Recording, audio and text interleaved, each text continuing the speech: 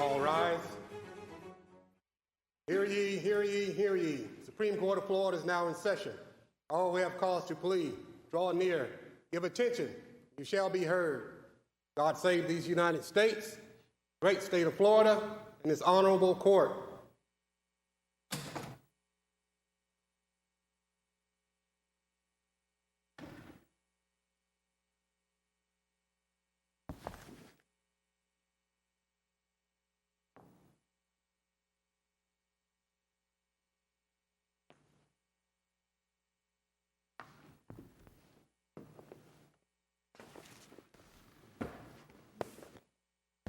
Ladies and gentlemen, Supreme Court of Florida, please be seated.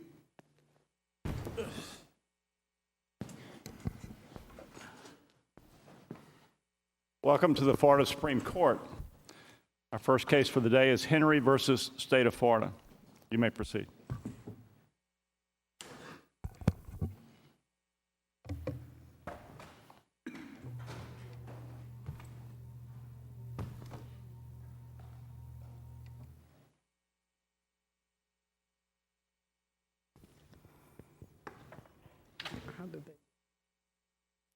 Good morning. May it please the court. My name is David Luck, and along with Peter Webster and Christopher Courts, I represent the petitioner in this matter, Mr. Gridine Henry. With your honor's leave, I'd like to respectfully request 3 minutes for rebuttal. Your honors, the reason we're here today is to ask this court to determine whether the state of Florida is going to recognize and enforce the true meaning and mandate of the United States Supreme Court's decision in Graham versus Florida, or whether, instead, this state will permit an end run around that decision, which allows the state to accomplish indirectly what it is prohibited from accomplishing directly, sentencing juvenile non-homicide offenders to die in prison without so much as a single parole opportunity. Isn't one of the problems with Florida, as far as the Graham versus Florida decision is concerned, is our parole system? If Florida had a parole system, would that be the cure? Yes, Your Honor. From our perspective, as we indicated in our remedies argument in our briefing, This court has the authority and obligation under Graham, the Eighth Amendment, and Article 1, Section 17 of the Florida Constitution to hold a single subsection of the Florida Criminal Punishment Code unconstitutional as applied, which will permit juvenile non-homicide offenders such as Mr. Henry and such as indeed Terrence Graham himself to enjoy parole consideration. Release is not guaranteed, but at least the meaningful and realistic opportunity to parole consideration that is required by Graham would be permitted under that result. And I'd also like to point out that yesterday we filed a notice of supplemental authority with the court. It was a decision from the Alabama Supreme Court. It's called Ex parte Henderson. In that decision, the Alabama Supreme Court was attempting to determine how that state would comply with the United States Supreme Court's similar mandate in Miller versus Alabama for juvenile homicide offenders. The Alabama Supreme Court, without prompting from the petitioners, sua sponte on its own determined that it needed to hold unconstitutional as applied that portion of Alabama statutory law that prevented life with parole sentences for juvenile homicide offenders.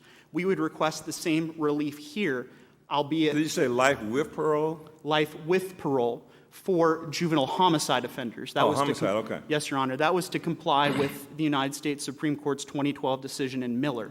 Right. So if in fact, the juvenile, Henry had got a sentence of 99 years, correct?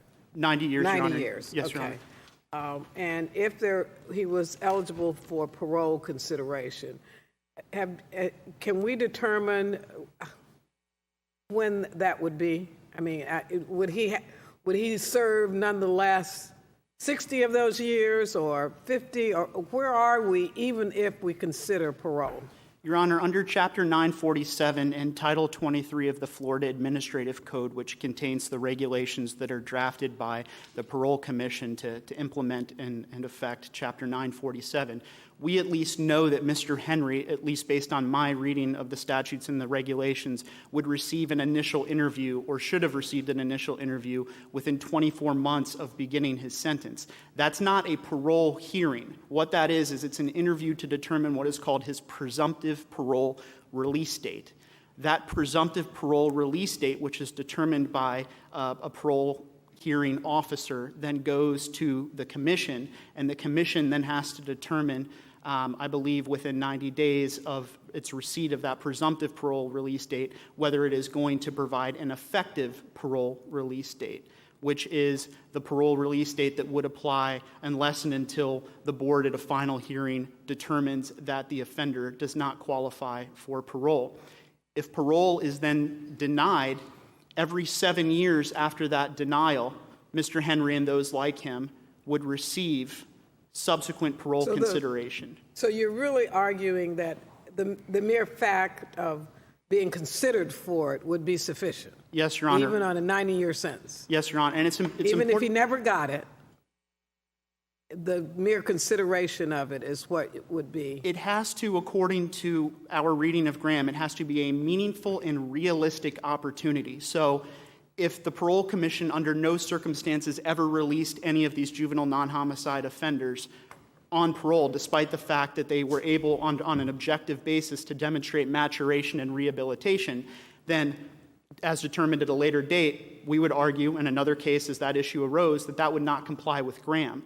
What about those cases where there is a 25-year mandatory minimum? Now, that's not, is that this case? No, Your Honor, that's not this case, but that is also addressed under Chapter 947 and the administrative regulations. I'm only smiling because I had said maybe we should hear the two cases together, but Right. clearly... But what is in this case, however, applicable is Chapter 912, which requires all defendants to serve 85% of their sentence.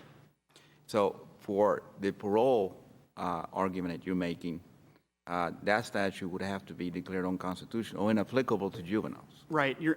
Just to clarify, Your Honor, Section 921.0021E is the same provision that states that an offender must serve at least 85% of his or her sentence, and it's the same provision that states that the provisions of Chapter 947 do not apply to adult offenders who are convicted of felony offenses after, I believe, October 1st, 1998. So it's the same provision that we would be requesting this court to hold unconstitutional as applied. I see your argument that under Graham that this is too long and exceeding a life expectancy, but to say that parole should be required seems to me to be a legislative determination. Shouldn't it be to the legislature to decide if they're going to establish a parole system or perhaps reduce sentencing in this kind of circumstance?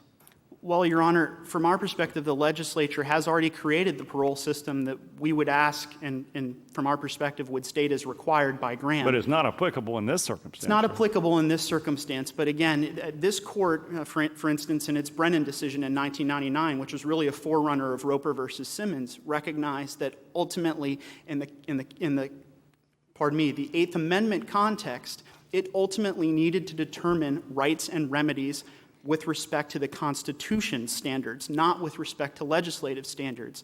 From our perspective, Graham requires a meaningful and realistic opportunity for parole consideration.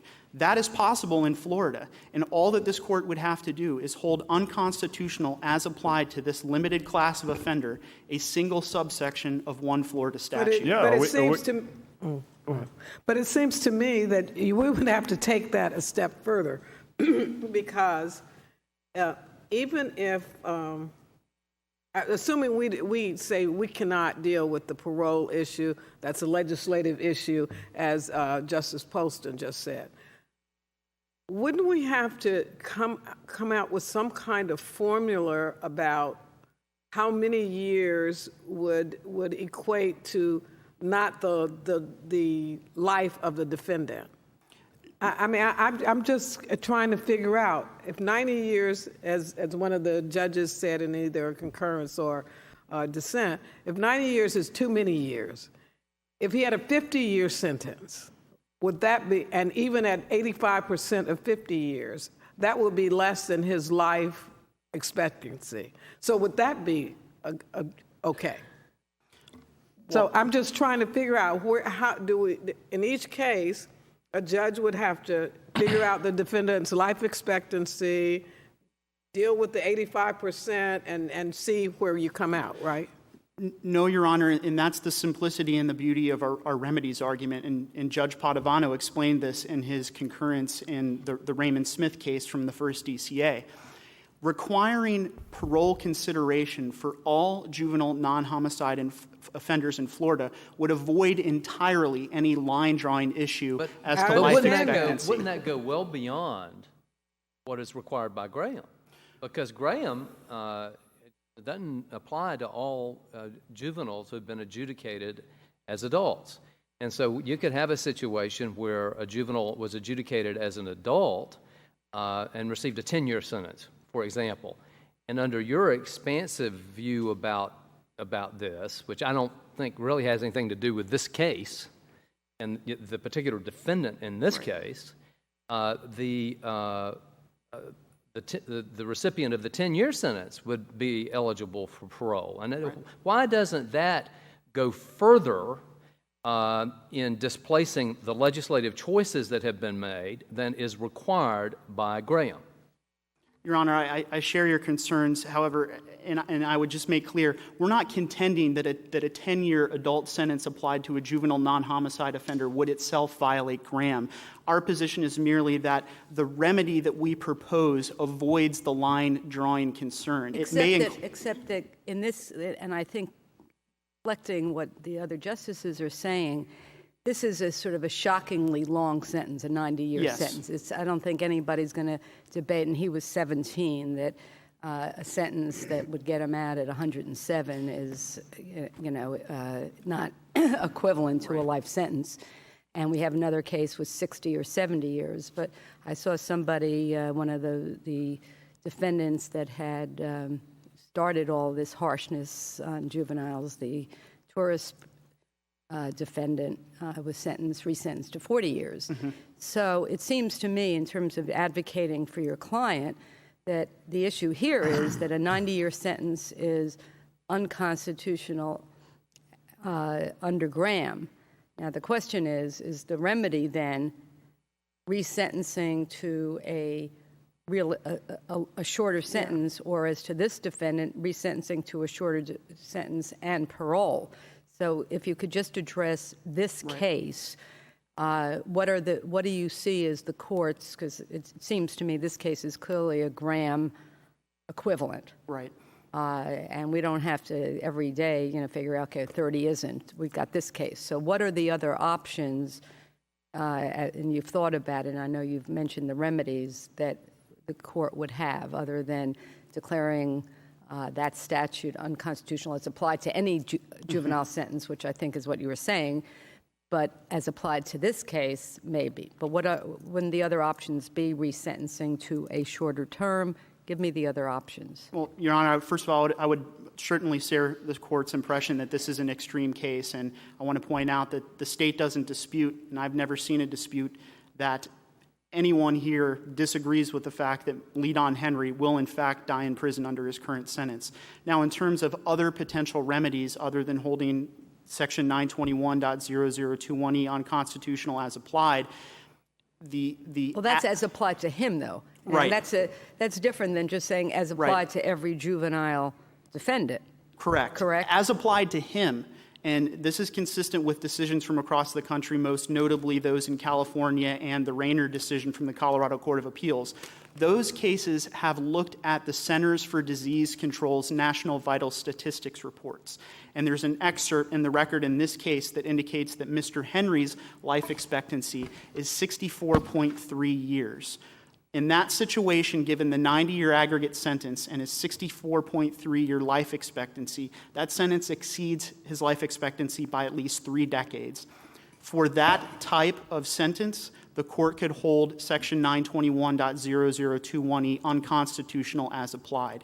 And in that sense, it would not apply to Justice Kennedy's hypothetical of a juvenile who received only a 10-year sentence. If we do that, and I'm back to when you do that, you send it back to the trial court for resentencing. What are the parameters? What is the trial judge faced with? Well, go ahead, Your Honor. Assuming the trial judge wants to still sentence the defendant to a term of years, what would be the cutoff? I mean, if he sentenced the juvenile to 50 years, for example, would that be still a Graham violation, assuming that the 90 is? Well, if Your Honors adopt the CDC National Vital Statistics Report approach, depending upon what the juvenile offender's life expectancy is, I would imagine that perhaps, and this is borne out by some... So anything less than the juvenile's life expectancy would be okay? Under those courts' decisions. I'm not saying we agree with that approach, which is why we've proposed the remedy that we've proposed that would apply broadly and simply require parole consideration. What was the sentencing options for the judge originally? In other words, there's a case, with the next case, there was a recommendation of 6 years, and he got 70 years. What were the guideline sentence for this juvenile? Well, the score sheet, the sentencing score sheet, which is in the record, the original sentencing score sheet from 2008 is in Volume 2 of the transcript to record at 223 through 242, and then the score sheet for the resentence is in the record in what the 5th ECA labeled the 3800B record at pages 14 through 31, and it indicates that the Criminal Punishment Code minimum sentence for Mr. Henry was 26.4 years, which is consistent with the plea bargain that the state offered to Mr. Henry before his trial, which was for 30 years for all offenses. And just to be clear so that this doesn't get lost, we are not, and this is the limited... Isn't that the real problem of what's going on here, that we have in this state, and we lead the nation in direct files, we have so gone beyond the idea that juveniles, yes, we're going to punish them, but we're just really essentially taking the key and locking it up. So the question, though, is the judge has already resentenced and made a decision that to the 90 years. So, but my concern, and maybe it's what Justice Quince is saying, if you keep 90 years but give parole, I would think that the parole commission would think somebody with a 90-year sentence is going to serve a much longer time than if this defendant had gotten a 50-year sentence, because 90 just sounds like this is the worst of the worst person. So how does that work? And are you saying that we do not need to send it back for resentencing and only say that the parole option must be available, or should there be another resentencing? Well, we would certainly appreciate it if Your Honors were willing to send this back down for a shorter sentence for Mr. Henry. However, our reading of Graham indicates that it's not the length of the sentence that is handed out that is the problem. It is the absence of parole consideration. It is, and my reading of it seemed to say that we're talking about a meaningful review, and the emphasis should be on rehabilitation as opposed to retribution, which is at the backbone of Florida statute. So this particular classification of defendants would have to be given a meaningful opportunity for rehabilitation, because it says that these people are different, just like death is different, and it doesn't, the same standard doesn't apply as the adults. So it seems to me as if this is going to be meaningful, you know, you can't say, well, 50 years is okay, and the judge sentenced him that, and then the parole commission looks at that and say, well, 50 years, well, we shouldn't give him a chance. That's not a meaningful review. Correct. And it's not a guarantee, but it's a meaningful opportunity to be released before, while he has some opportunity to contribute to society, if he is.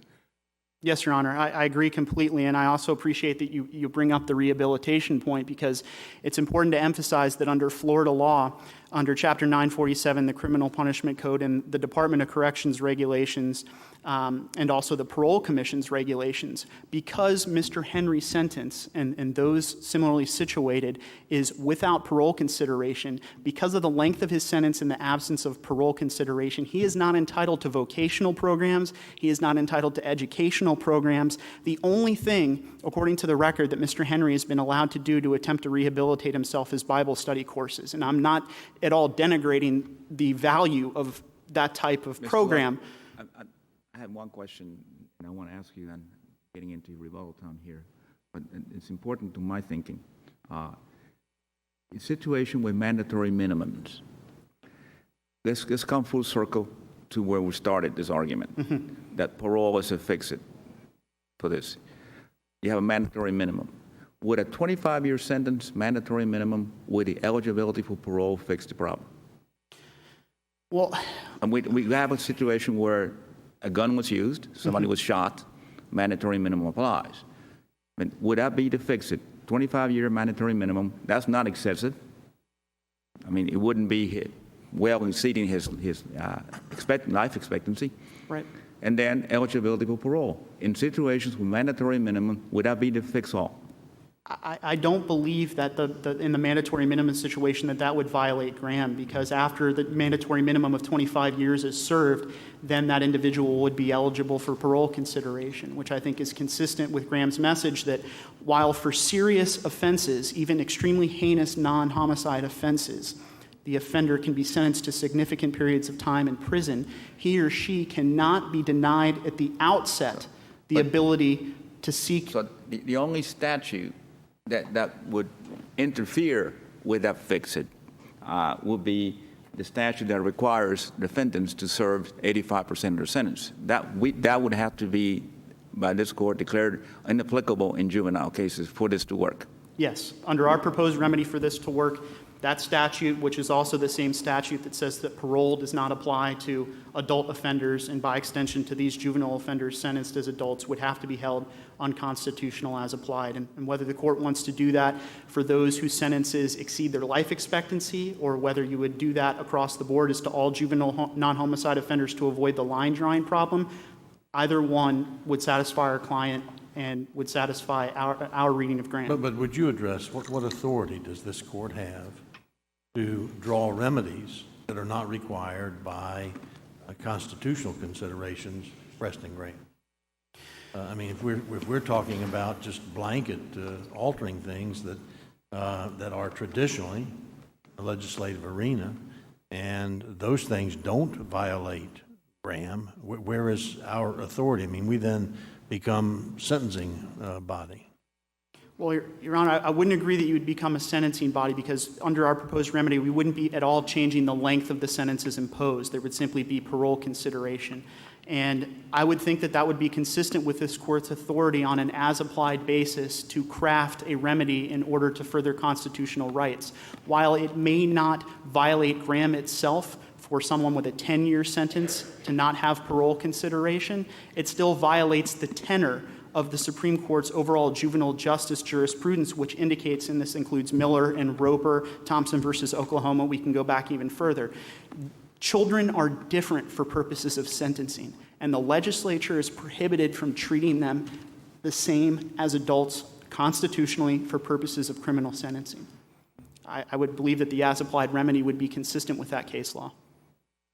Your Honors, I see I'm already eating into my rebuttal time here. You have exceeded. Yeah. So I will give you an extra minute on rebuttal. All right, thank you, Your Honor. May it please the court, good morning. My name is Kelly Nealon, and I'm here on behalf of the state of Florida. Could you just clarify, because I asked at the beginning whether this defendant had a 25-year mandatory minimum. I was told that was another case. Does he have? No, he does not. This does not involve a 25-year. No, but he also does not have a 90-year sentence. He has got consecutive sentences that total 90 years, but he does not have a 90-year sentence. Isn't that the distinction without the difference? Wouldn't he spend his entire life in prison? No, Your Honor, I don't think it is. And I think if I could back up right to the beginning here, we've all talked about the spirit of Graham and the meaning of Graham, but I think what we need to focus on is the holding of Graham, which is that a sentence of life without parole, without an opportunity for review, violates the Eighth Amendment. The court specifically limited its holding only to those sentences. And it's significant because in arriving at their decision, they conducted a proportionality analysis under a categorical challenge. Categorical challenges are exceedingly rare. They had only previously been done on death penalty cases.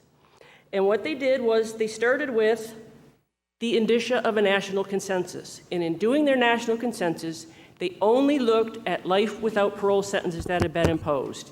And I believe there were like 109 of them across the nation, and then they found an additional number to bring it up to 123. There was no consideration whatsoever of juveniles who received a long term of years, juveniles who have consecutive sentences that equate to an extended term of years. Well, I hear what you're saying, but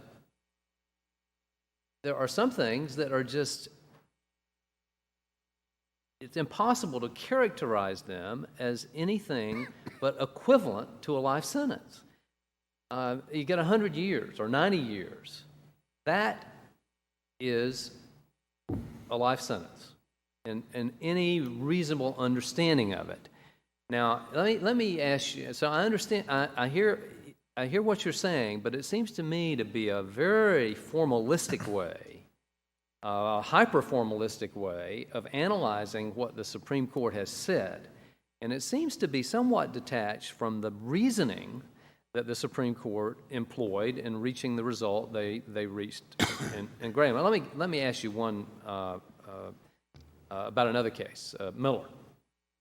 Now, under Miller, if a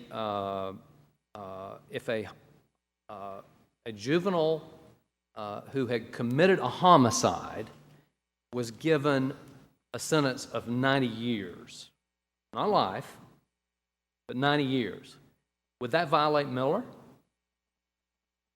Under the express terms of Miller, no, it would not. Because, I understand your position. It depends also on if it was a mandatory 90 years. Because what Miller prohibits is a mandatory life sentence. If, after the judge exercises his or her discretion in evaluating all the factors, which is what a judge would do in imposing a 90-year sentence, if it was not a mandatory sentence, then that would be perfectly acceptable under Miller. But under Florida law, would that be a life sentence? I mean, at 90 years, even for homicide under Florida law, would that be 90 years if you consider that you have to do 85% of that sentence? For a homicide crime, that's fine. For a non-homicide crime, I think I'm starting to get these two Let's talk about confused here. Let's talk about non-homicide, Okay. because that's what this is. Are you saying this 90-year sentence is not equivalent to a life sentence? I'm saying that you can't apply Graham to it. I mean, let the United States Supreme Court address this issue and clarify what they meant in Graham. But we don't have Well, to do that. if we decide that it does, the United States Supreme Court will have an opportunity to correct it, won't it? Absolutely, they So will. do we have to sit in our hand and just put logic, aside and just say, okay, actuarially he'll live 65 years, sentenced to 90, but that's not a life sentence. I mean, that doesn't make walking around sense to me. Well, again, And it violates the spirit of Graham. but you have to have a categorical challenge. And life without parole, that is a specific sentence. Here, you can have one sentence that's 90 years. You can have a defendant like Henry, who's got 8 sentences. You can have other defendants, like are also pending before this court, that have 3 separate cases from 3 separate counties with consecutive sentences. Where's the opportunity for rehabilitation that the court seems to say is important? Given what you just said. Now, the court didn't say you must release, but he must have a meaningful opportunity. So if it's so bad and he doesn't rehabilitate, he could actually spend his rest of his life in prison. It doesn't say you can't, but he must have an opportunity to rehabilitate and to get out of prison. Correct. While he can still function in society. Under a life sentence. Okay, let's say this court talking about a finds term of that years. Graham applies to all these different sentences, which I think is just going to create a huge slippery slope, because what is the functional equivalent of a life sentence? Well, I mean, let's yes, just stick I with think this you can one. say. How about we stay with this If we say case? there is one, then yes, a remedy is necessary. I don't think anyone's made a sufficient argument that the parole statutes can be declared unconstitutional, and I don't But think isn't that's... that really, again, and I understand this, and it's quite of concern to me, parole does seem to be the answer for a meaningful opportunity for rehabilitation, since I assume that's what the parole board is there to do, to see as this child at 17, he's now 50 years old, is there a chance, has he been rehabilitated? Not to mention what Mr. Luck said is that with a 90-year sentence, they're not given anything other than Bible study. But if we don't do that, if we don't declare the statute as applied to juveniles who have a functional equivalent of a life sentence unconstitutional, doesn't it really go back then to play this sort of this game? Okay, 30 years is all right. It was 26 years was a sentence the judge could have considered. 30 years is okay. 40 years maybe. 50, okay, now it'll be 67. So if we just take this case, is the state really arguing? I mean, what would the state say then? That it should go back for resentencing for a 60-year sentence? A 50-year sentence? What is then the assuming it's unconstitutional, this particular sentence, then what is the state suggesting the remedy would be? Well, as I suggested in my brief, this court could ask the Rules Committee to promulgate a rule that would provide for juveniles to get a review and their opportunity for release somewhere down the road. By the trial court? Yes. Under what authority? Under the authorities of the rules, this court can promulgate rules. I mean, it would be akin to like 3800C. But would that rule circumvent the parole, the no parole rule? No, I don't- I mean, if parole is in the legislative arena, and we do a rule that says what you just said, is that are we trying to circumvent the parole rule? I think that what you would be trying to do is find a method so that these sentences imposed on juveniles don't violate the Eighth Amendment. I think So you think that's more clearly within the court's authority, since in carrying out the mandate of Graham, that the original sentencing judge, who probably isn't, I mean, after 20, 30 years, be another judge, can then evaluate all the circumstances. But the question still is, if the sentence isn't reduced from 90 years down, then how does, within prison, if the facts are as Mr. Luck represented, how does that defendant get that meaningful opportunity to be rehabilitated while he's in prison if there are no programs offered because of the length of the sentence? Well, they only have to demonstrate rehabilitation, and maturity is another thing. And that's, whether they've gotten any disciplinary reports in prison. There's a number of things that occur in prison that they can come in and demonstrate that they have achieved this, that they may be entitled to release. I thought the case said that he cannot be condemned to spend the rest of life in prison at the outset. So therefore, there has to be some mechanism set up to allow him a meaningful opportunity at the outset. A rule wouldn't do that. Changing the parole, making parole, the like of parole unconstitutional as applied would do that. And we wouldn't have to go through these machinations. Now, has the legislature having an opportunity to address this issue since the grant's been handed down? Yes. Have they? Have they addressed it? Yes. There was proposed legislation last year, which was tabled on the last day. How many times? I don't know for sure. I think it's every year since Graham, I believe. 2 or 3 times? Yes. And they haven't acted? Correct. Don't we have a responsibility to uphold the Constitution of the United States? Yes, you do. And I think you also have a duty to uphold the constitutionality of Florida statutes, too. And that's why... If they... Okay. Well, So it seems to me that this is a difficult situation because as we all can, there are a lot of different things to grapple with here. But it seems to me that what we have to focus on is how we can best vindicate the constitutional rights that have been recognized in Graham. That's required. We've got to do that. Okay? Whether we like that or not, whether the state of Florida likes that or not, this is the supreme law of the land. We've got to do it. We've got to follow that. Now, on the other hand, it seems to me that we should do that in a way that does the least damage to the intent of the legislature that is possible under all the circumstances.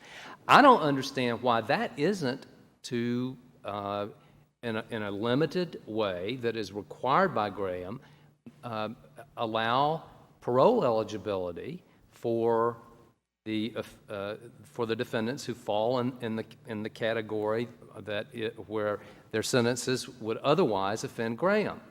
Because if we do that, the legislature has maintained this parole board. That is something that is there.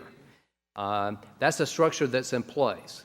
And when people are on parole, there's supervision. This idea that you've got about some kind of judicial parole, how in the world is that going to work? What kind of supervision would there be afterwards? That seems to me to be that is something that we would be making up out of whole cloth, as opposed to the parole system that is already in place, that is functioning. Now, I understand that parole system is something that would die out at some point, and what we would do would breathe life into it and extend its life. But again, we're just dealing with what we have been confronted with by the United States Supreme Court. And parole seems to be central to what they talk about in Graham and in Miller. And so why is that not a better way to look at it? And why does that not actually do less damage? And the further thing here is, if we go to a different direction and say, we're just going to establish some kind of limit in terms of the number of years, that seems to be also doing damage to the legislative intent, because with parole eligibility, that doesn't mean that they'll ever necessarily get out. If they don't behave, and if they don't demonstrate rehabilitation, they will be in there for their natural lives if there's a mandatory life sentence. And it seems like to me, if you look at all that, you just come closer to actually protecting the legislative intent by taking that route. Why am I wrong? I know you think I'm wrong, but... No, I don't necessarily think you're wrong. The problem with this is, first off, no one has ever argued this in the trial court. No one presented a thorough argument on appeal on this. So no one has really worked through the details, the machinations as to how this parole would work. And again, a court can't just declare a statute unconstitutional just because it might provide a method of handling this problem. And again, there's the other statutes involved too, the 85% ones. Why not? If there's a statute that operates in an unconstitutional fashion, why can a court not say that statute is unconstitutional as applied to this circumstance? Because the statute is not operating in an unconstitutional manner. Well, it is. I mean, it it's- is if the juvenile should be protected by that statute It's and not- is not, it's and the- the United States Supreme Court says you have a constitutional right to that. Why not? If there are other remedies available, normally declaring a statute unconstitutional is a last resort. Well, what are the other remedies? We've been here now for almost an hour. And what does the state say the remedy is, other than creating a court rule that I believe is just short of insane? Well, that's aside from declaring the statutes unconstitutional or limiting the sentences, your argument presumes that the alternative course is not going to, in effect, declare the application of a statute unconstitutional, and that's what we're doing on these on the minimum mandatory statutes or the statutes that give sentencing discretion to the judge. If we set if we say they can't exercise that discretion that's been given by the court, we're in effect declaring that unconstitutional. So it's not either way we go. We're doing that. It seems like to me, and again, that's what the U.S. Supreme Court has required. Why am I wrong about that?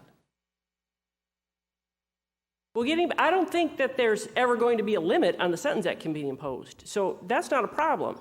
A sentence of up to life can be imposed.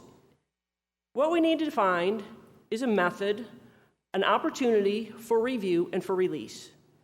But what they talk about in the U.S. Supreme Court is parole, and you've come up with something entirely different. So I'm just having trouble with that.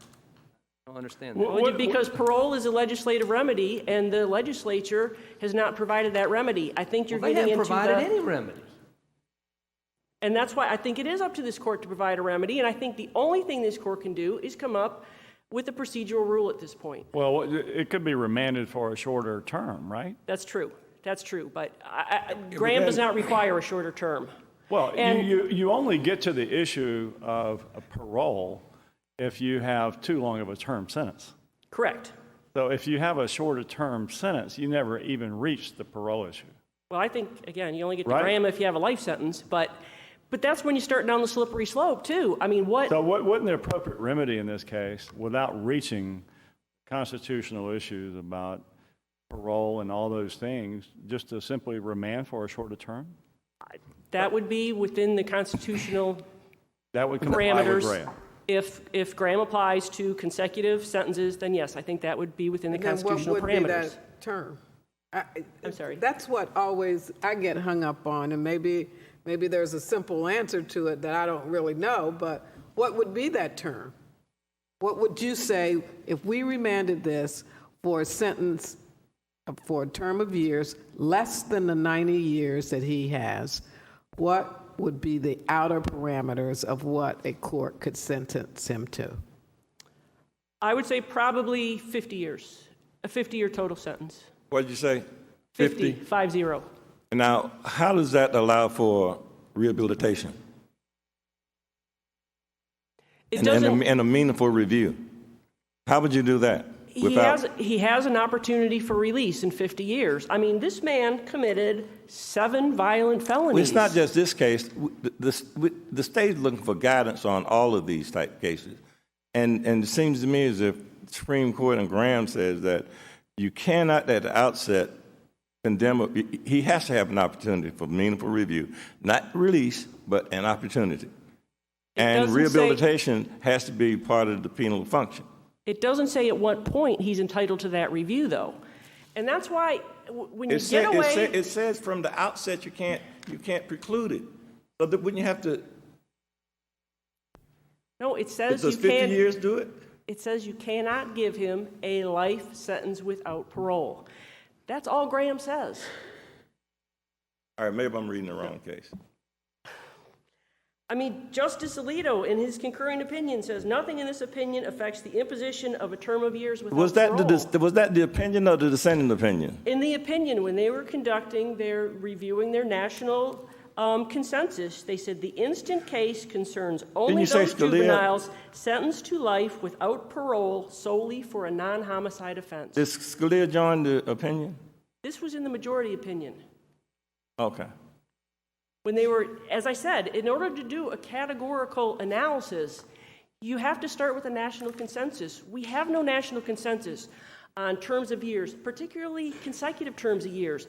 So you do not agree that the essence of the opinion, even though that's may be what you say is the holding, but when you read the entire opinion, isn't the essence of it is that we want to make in these juvenile non-homicide cases that we want juveniles to be sentenced in a manner that they can possibly be released, and that during their prison term they have some meaningful opportunity to mature and reform and all of that. I mean, isn't that the true essence of what the Graham opinion is all about? It is, but it's based on the facts of that case too. And again, I think when you start applying that across the board, there are so many different situations that come up, which is why perhaps they could raise a grossly disproportionate argument. But as far as a categorical challenge, you have to have a category of a sentence. And we don't have one here. You've exceeded your time. Thank you for your arguments. Thank you. You have 1 minute on rebuttal. Just briefly, Your Honors, I need to clarify this loose quotation of language from Graham, and this is a problem that is in all of these quote-unquote as-written Graham decisions from Florida and other jurisdictions. They rely on the language that opposing counsel quoted, and that language is the instant case concerns only those juvenile offenders sentenced to life without parole solely for a non-homicide offense. That is not the holding of the court, and that language comes in a portion of the opinion where the court is drawing a line between homicide offenders and non-homicide offenders. That has nothing to do with whether Graham applies to aggregate term of year sentences or whether Graham applies to multiple offenses. In fact, the actual language that the Supreme Court used in its holding, and I think this is significant and I want to quote it, is, "This court now holds that for a juvenile offender who did not commit homicide, the Eighth Amendment forbids a sentence of life without parole."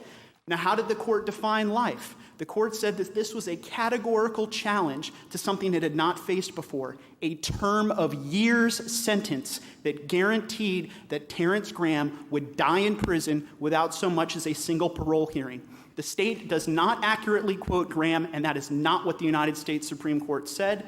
Justice Alito dissented and Justice Thomas dissented. Those dissenting opinions have no bearing under this court's obligation under Article 1, Section 17 of the Florida Constitution. Thank you for your Thank you, Your arguments. Honors. The next case for the day is Gridine versus State of Florida.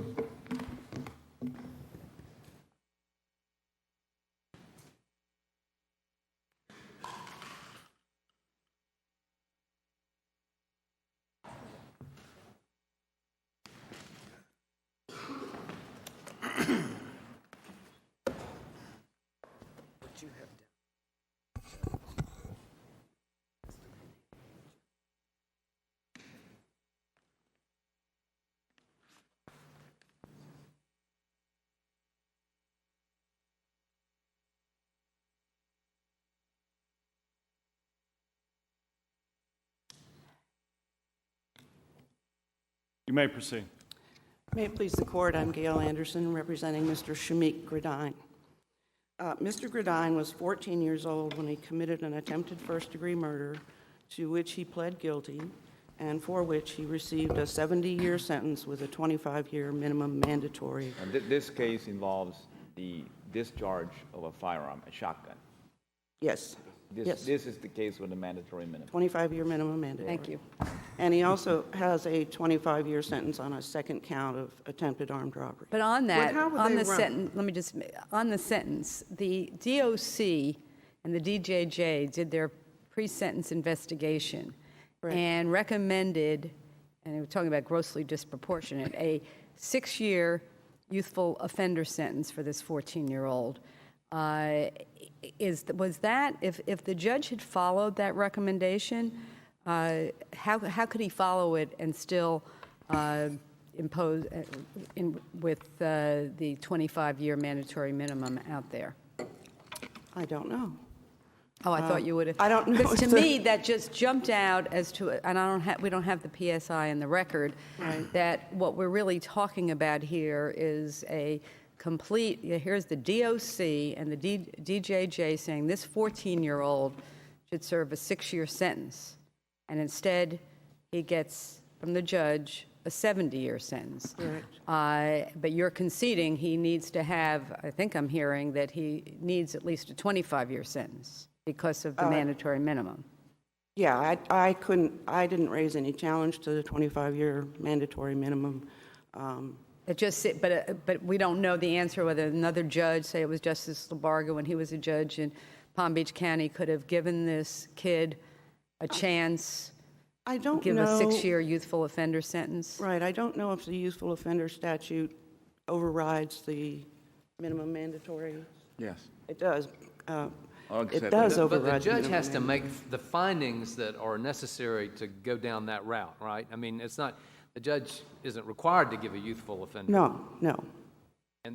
But it's a discretionary determination. The judge makes that call of whether the defendant will be put in that category. Yes, and the defense counsel asked for the youthful offender sentence, and the judge said no. But you're not asserting any error of law with respect to that. No, I'm not. What I'm- Going back to my question to Mr. Luck in the previous case, Yes. and I'm just trying to get a feel for what is considered to be excessive and what's not, because creating a bright line test, as Judge Padovano mentioned down below at the first DCA, is just not workable. But assuming that mandatory minimums remain intact, would a 25-year mandatory minimum sentence, and once he completes that, the possibility of parole, where he's going to be interviewed every so often to see if would that be in line with Graham? Yes, I think it would. So the mandatory, 25 years, you don't regard that to be excessive Well- for a juvenile who's 14? And I think almost killed somebody. in I mean, Mr. Gridine's case, I think the reality is that he has to serve the 25 years. So my reading of Florida law, there are basically 4 statutes in Florida that affect sentencing. One is at 10-20 life. Of course, life will be out in this case. Correct. Given Graham. The second one is that an offender has to serve 85%. That's problematic. Yes, it is. In the Graham setting. Yes. The third one is the one that deals with the accrual of gain time. And there's a fourth one that provides access to parole review. But those 4 statutes, of those 4, I think the 85% mandatory sentencing, you have to serve 85% of your sentence before you're qualified to be released. That's the most problematic one. The mandatory minimums are not a problem. Not in this case. But the 85% is the problematic one. Well, even if, assuming Mr. Gridine he has to serve the 25 years day for day. Right, He gets no gain time on that. right. And assuming he got all the gain time he was eligible for on the remainder of the sentence, he would be 77 years old before he was released. Right. And I think that, under any reasonable construction, is a life sentence. Does it make any difference if the 70 and the 25 are consecutive or concurrent? Well, I don't think the top range of the sentence makes that much difference, whether it's 70 years or 90 years. It's a life sentence. Even if he didn't have the 25-year minimum mandatory, he simply had the 70-year sentence, your argument is that this sentence violates the Graham decision. Yes.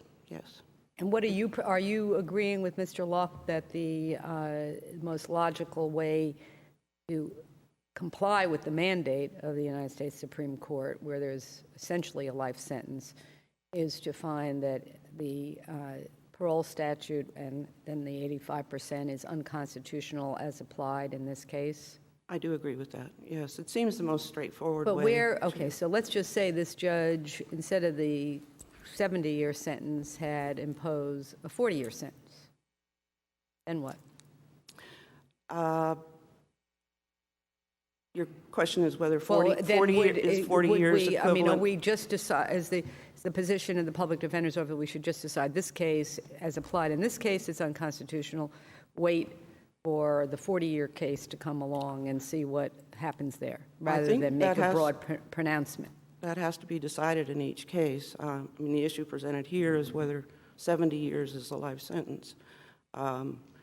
Well, in light of the rehabilitation that the court speaks of, I mean, how do you jump from 0 to 40 and say that there's a chance of rehabilitation? I don't quite get it. Oh, I agree, Your Honor. I was speaking to just the particulars of this case, but I think you can I'm also talking about this case too. you can also define a life sentence as a sentence that does not provide a meaningful opportunity for release based upon rehabilitation and maturity. Meaningful open-ended? opportunity during the lifetime, but not meaningful opportunity after 10 years or 20 years. There's nothing in Graham that remotely deals with It that. doesn't say that, no, Your Honor. So I don't know, but my concern about this is that the length of the sentence, like in the first case is 90 years, this case is 70. If the only remedy is you declare that as applied, that the parole statute is unconstitutional and the 85%, doesn't the fact that some person has that 70-year sentence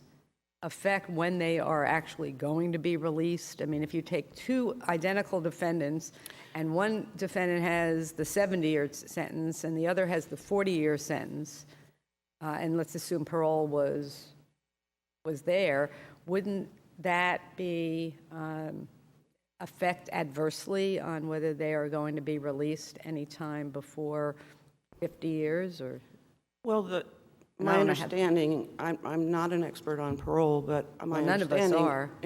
my understanding is that the Parole Commission has rules. I always think of which- Shawshank Redemption when I think of parole, like you just go there and they say no until you're too old to, but Right. My understanding is that the Parole Commission has rules regarding when someone can be considered for parole, as Mr. Luck explained, and then they can, if denied, they can reapply at certain time intervals. I would think that would be the same for all juvenile defendants, regardless of whether it was 40 years or 70 so you years. wouldn't then we wouldn't affect the sentence, the length of the The sentence. top end of the sentence, no, Your Honor. I don't think that comes into play. If there's eligibility for parole. Correct. But you said, I mean, that actually does the least damage to the trial court's discretion as well as the legislative intent, as opposed to trying to figure out in this case, well, because I guess I'm thinking, if the judge had given him a 40-year sentence, I don't know that you could be here, even though for 40 years he'd serve the 25 years, or he would serve, well, say 85% of 40 years, he'd serve a very long sentence. Correct. So is he better off, is a defendant better off getting a longer sentence with the possibility of parole, or a long sentence but not life without the possibility of parole? We don't know. I have not thought through that, no, Your Honor. Neither way is for a 14-year-old. I mean, you think for a 14-year-old, a summer vacation is forever. Correct. To tell a 14-year-old you've got a 50-year sentence or a 70-year sentence, for them, that is life. Yes, yes. I did want to mention, because of something one of the justices brought up, that there is a first DCA case, Adams, where and it is a tag case to these cases, where the first DCA held that a 60-year sentence with a 50-year minimum mandatory, that is 2 consecutive 25 years, violated Graham. I don't know of any others lower than that. I thought in this case, they didn't, the trial court, I mean, the First DCA didn't find it violated Graham, I thought. This case, they did not, but in a subsequent case, Adams, they did. So they've, okay, we'll take a look at that case. It's cited in the briefs, Your Honor. I just wanted to emphasize that what Graham does is turn the sentencing equation to the characteristics of the child. Normally, adult sentencing, which is what is applied to juveniles in Florida now, takes the severity of the offense and applies an appropriate sentence. Graham says you have to look at this differently because the defendant is a child with all the disabilities, if you will, of a child. If the court has no other questions, I'll reserve the remainder of my time. Thank you. Thank you. May it please the court. I just want to clarify that even if the court applies Graham to what's being called the functional equivalent of a life sentence or a de facto life sentence, none of that guarantees immediate review. There is no requirement that all juveniles are entitled to review of their sentence from the outset. And the only juveniles who are entitled to this would be the ones who get the life sentence or the functional equivalent of a life sentence. Well, I think they're conceding that this juvenile would actually not even be considered for anything before 25 years, before Correct. he is almost 40 years old. Correct. And that's just the point that I wanted to clarify, that you don't have to guarantee them review after 2 years or 5 years. I mean, they can serve 40 years, 50 years before they're entitled to review. It's just within their period of the functional equivalent of a life sentence or a de facto life sentence if this court decides to extend Graham to those types But of that sentences. gets into what's meaningful, right? I'm sorry? All of it, how often and what form that takes under the parole commission is a determination of how meaningful of a review that is.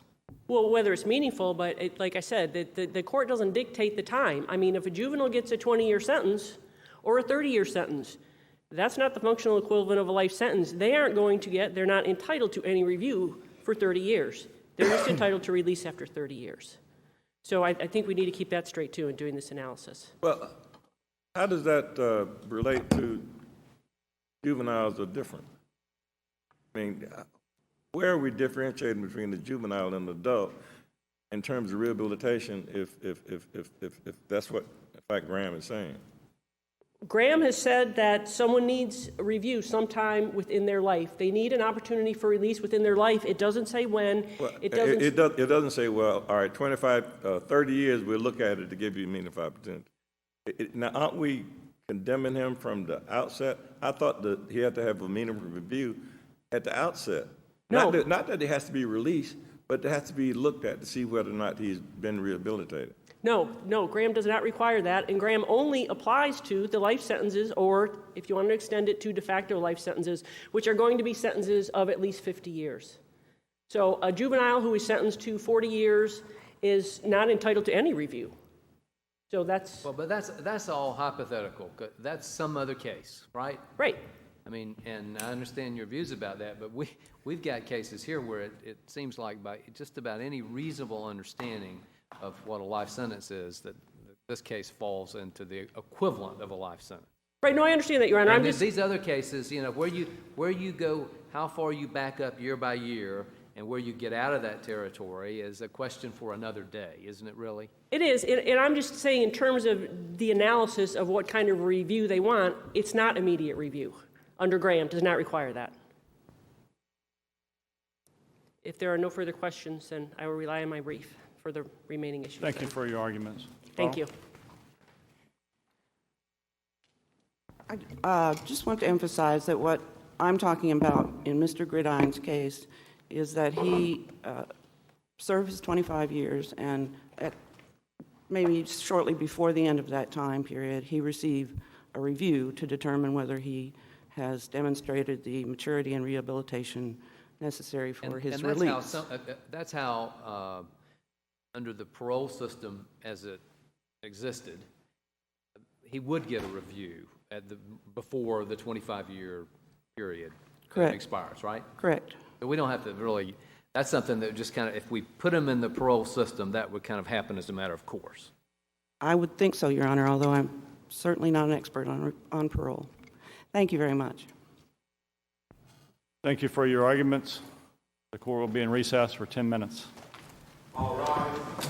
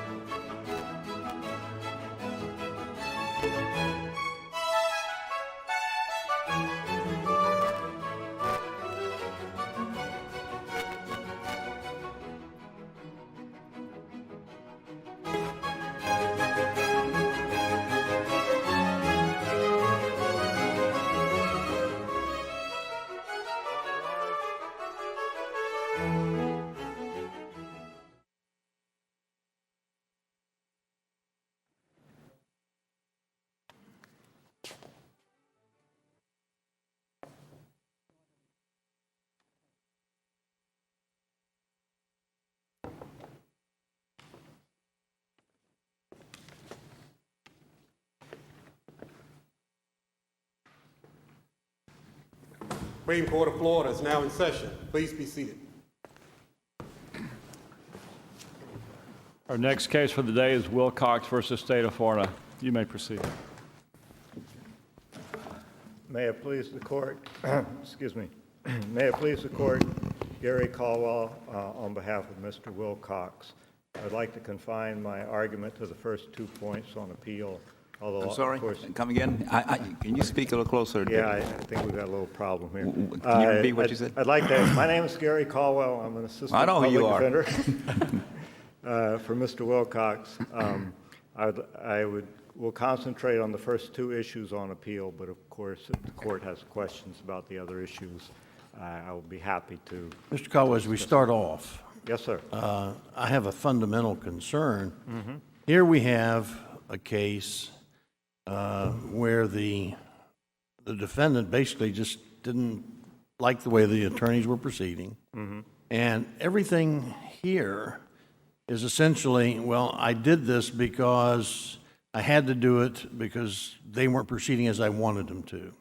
You understand? Because this is a case where we had the Ferretta hearings, and we had the Nelson inquiry, and the defendant represented himself, yet most of the arguments here on this direct appeal are things that weren't accomplished because he represented himself. That's what I'm struggling with in this case, is that how do we, as far as, transcribing certain testimony, that kind of thing. Couldn't see the DVD. Well, he couldn't see it because that's what the lawyer would have done. You understand where I'm going with this? And it's just very, very troublesome to try to get to the meat of it without addressing that first issue. I mean, you essentially saying is he got angry and they made him frustrated, so that's what caused him to reject the lawyer. So all the problems of the whole world are because of that, and I'm entitled to a new trial. Well, in fairness to Mr. Wilcox, I believe that his frustration came about because the lawyers were actually not doing anything in the case. So far as the record shows, he went through. There were several lawyers who were appointed but withdrew for conflicts because of all of these witnesses involved in the case, and apparently had not done anything. And then he had an attorney, Mr. Gershon, who is a very good lawyer, but I believe he was completely taken up with another case, and seemingly never did anything on this case. So that was what had led to his representing himself. But that's beside the point. I mean, I just don't think it's fair to say he was just angry or anything like that. Well, because of what you said, and that may be true, right. But that he was like fed up with lawyers, and I'm going to do it myself. Well, I think it's not just being fed up with lawyers. It's just he was in jail on an extremely serious charge, and from so far as he could tell, absolutely nothing was being done for him. And that seems to be borne out because we don't have depositions of these people and we don't have the lawyers never got transcripts of these statements, which any competent lawyer would do. So he was in this situation. But set that aside. Let's go to the first issue. The main accusers against him were the people living next door to the murder victim. And they made statements to the police on February the 3rd, which he felt provided him a defense to this case. He wanted those statements. The state has a duty to provide the statements to him. Now, to be clear, the statements had not been transcribed. They had to provide the statements. Okay, they can give him a copy of the DVD or whatever. Well, if you ask me a question, and I say I have an answer to your question, but it's in this box, and you can't open up the box, would you feel like I had answered your question? No. Is there anything in the rules that requires the state to transcribe a statement? No. The rule says the state has to make available the statements, not just the DVDs. And the DVDs weren't available to him anyway. You know, he's in jail. So if a defendant chooses to represent himself or herself, then the state has an additional obligation, in your view, that it does not have to someone who has a lawyer. The state always has the duty, the affirmative duty, to make the statements available.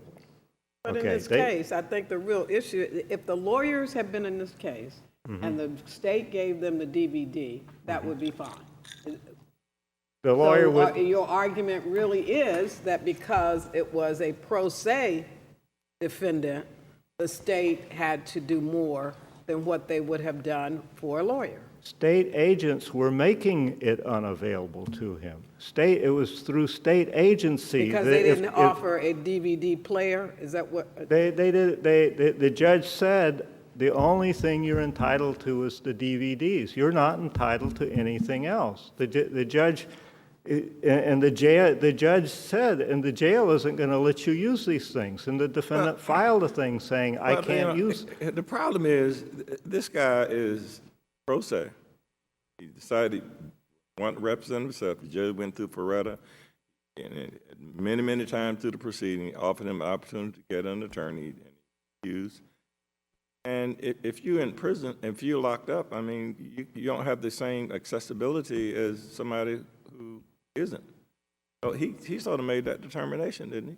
Well, he made he exercises, obviously, which I don't think anyone He has the right to do it, his constitutional right. But he also he does not surrender his right that the state make available to him the statements themselves. Well, if the judge, I mean, I guess the state said, we're not going to spend the time, money to transcribe statements. So if and again, I assume it, as I recall on this issue, was it brought before the judge? Yes.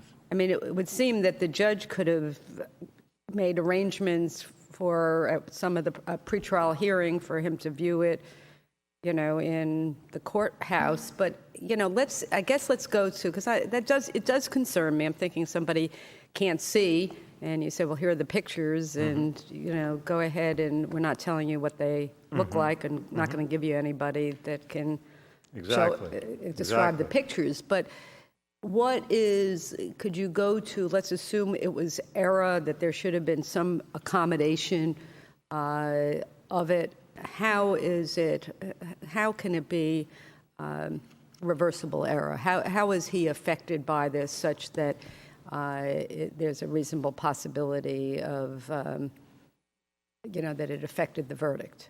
What cross-examination, what would he have done with it that would have amounted to their not being able to do it, harmful error? Well, as to harm, again, obviously the issue is I understand the procedural he wasn't prejudice. able to as effectively cross-examine on a prior inconsistent statement. But again, the guy's pro se, and I don't, what is it that, not what a reasonably competent lawyer could have done with it, but what would this defendant have done with it? You see how he was sort of ineptly, trying to establish predicates on other issues. Where's the harm? Well, the harm is, how does this affect his preparation? His preparation was, his strategy was, these February 3rd statements are going to show that these people made up their story only after the accusations began to come in their direction. And he wanted access to these February 3rd statements. I appreciate, but this isn't like Richardson, that it's a process issue. I think you have to show more than just, he would have done a better job of preparing. So do you have anything now, I assume you have the statements transcribed? No, we don't. Oh, so we're just speculating on... Exactly, that's not the in the problem. record. Well, that's the problem. But you that's didn't look at, exactly the problem in Richardson. You didn't look at the DVD? Well, it's not in the record. The DVDs aren't in the record. They've never been provided by, they're not in the record. That's exactly the issue in Richardson. Richardson said, but this has to be set out on the record by the judge, by an inquiry, to find out what the materials are. The judge must making a searching inquiry as to what the procedural prejudice is, and that is not what's happened here. And now, Judge, before we get into the continuance harmless, I'm still back square one again, because having been a trial judge, having gone through this many, many times.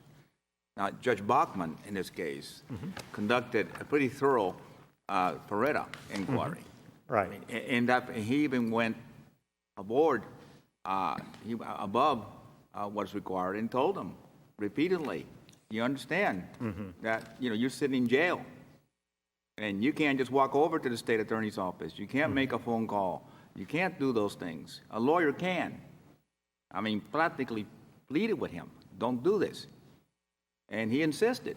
I mean, I don't know that Ferretta or any other case law requires the state attorney or the trial judge to do anything differently with an unrepresented defendant than it requires a represented defendant. I mean, I just don't know, because I can just see every single day there will be a new demand. Transcribe this, transcribe that. Get an investigator to go and talk to this guy. Get an investigator to talk to that guy. What's the difference between that and the transcription? Why, again, this is focused on these people who were the main accusers against him, who talked to the police on the day of the murder and made statements which he felt supported his theory, and he had a good faith basis for this based on this probable cause affidavit, which the state said at trial for the first time while he's cross-examining one of these main witnesses. And the state told the jury this case comes down to the credibility of these two people, Rashonda Curry and Terrell Collier. For the first time, the state says, this affidavit you're relying on is not true. Is not true. He's saying, look, it says right here, she says she knew nothing about this prior burglary. And the prior burglary is what, the theory of the case revolves around this prior burglary. And so he's this, I mean, that's the kind of... Let me make sure I understand exactly where we are. The state offered the DVD. Right. And the defendant never got it. Right. And they never asked the trial judge to make available to him a way to see the DVD. Right. The judge said, the only thing you get is the DVDs. You don't get anything else. And the judge... You don't get anything else, meaning what? Well, the judge says, he said, the only thing you get is the DVDs. But the issue of how he could view it didn't come up. He was asking for a transcribed statement, correct? Right. But then when the judge said that, the defendant says, but I'm incarcerated. And the judge repeats, the only thing you get is the DVD. Did he have standby counsel at that time? There was a standby counsel. Again, in terms of this case, and I hear what everyone is saying, and we know that these trial judges have to put up with incredible obstacles, and it's never good for the defendant, and that's what the judge repeatedly told this defendant. But you're asking us essentially, if I'm understanding you correctly, to say he gets a whole new trial because the judge should have, or the state, should have transcribed the statement, or the judge should have, even though he didn't ask for it, make it available for viewing? What would be the holding of this case? Well, the holding of this case is the state has not demonstrated procedural prejudice beyond a reasonable doubt. The discussion so far... Wait. Procedural prejudice? You're saying that this is a Richardson violation. Yes. And if we disagree with you that it's a Richardson violation, then where are you? Well, but that's the issue. I'm just okay. So if we disagree, then there is no relief. Well, the state has to. My whole argument. I mean, he knew Richardson he knew about the statements because he kept on asking about it. I don't know is there a way with pro se unrepresented defendants in criminal cases if he had wanted to use his standby counsel to say, I want to make sure we depose the main witness against me? Could that have been done? That could have been done, perhaps, I don't know. Okay, well, so it's not as if his hands are tied behind his back and a blindfold is put on him. No, the role, I take back what I said. The role of standby counsel is merely to advise, but the point is, the state has to make this available. I mean, that's my argument on appeal. I'm not going to stand here and start arguing something that's not argued in my brief. And so you would be arguing a higher standard on Richardson for unrepresented litigants than, well, okay, so it's a lawyer. And the lawyer and the state says, here's the DVD.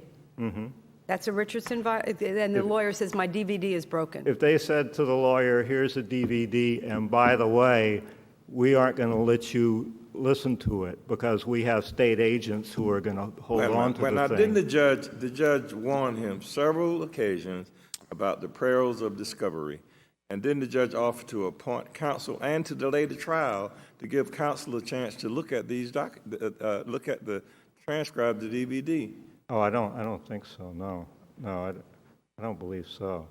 I don't think he said for counsel to transcribe. He didn't offer to DVD. appoint counsel and delay the trial until he had an opportunity to examine the disclosed discovery materials. I'm sorry. What was that? The judge offered to appoint counsel and to delay the start of the trial in order to allow Wilcox to examine the discovery material.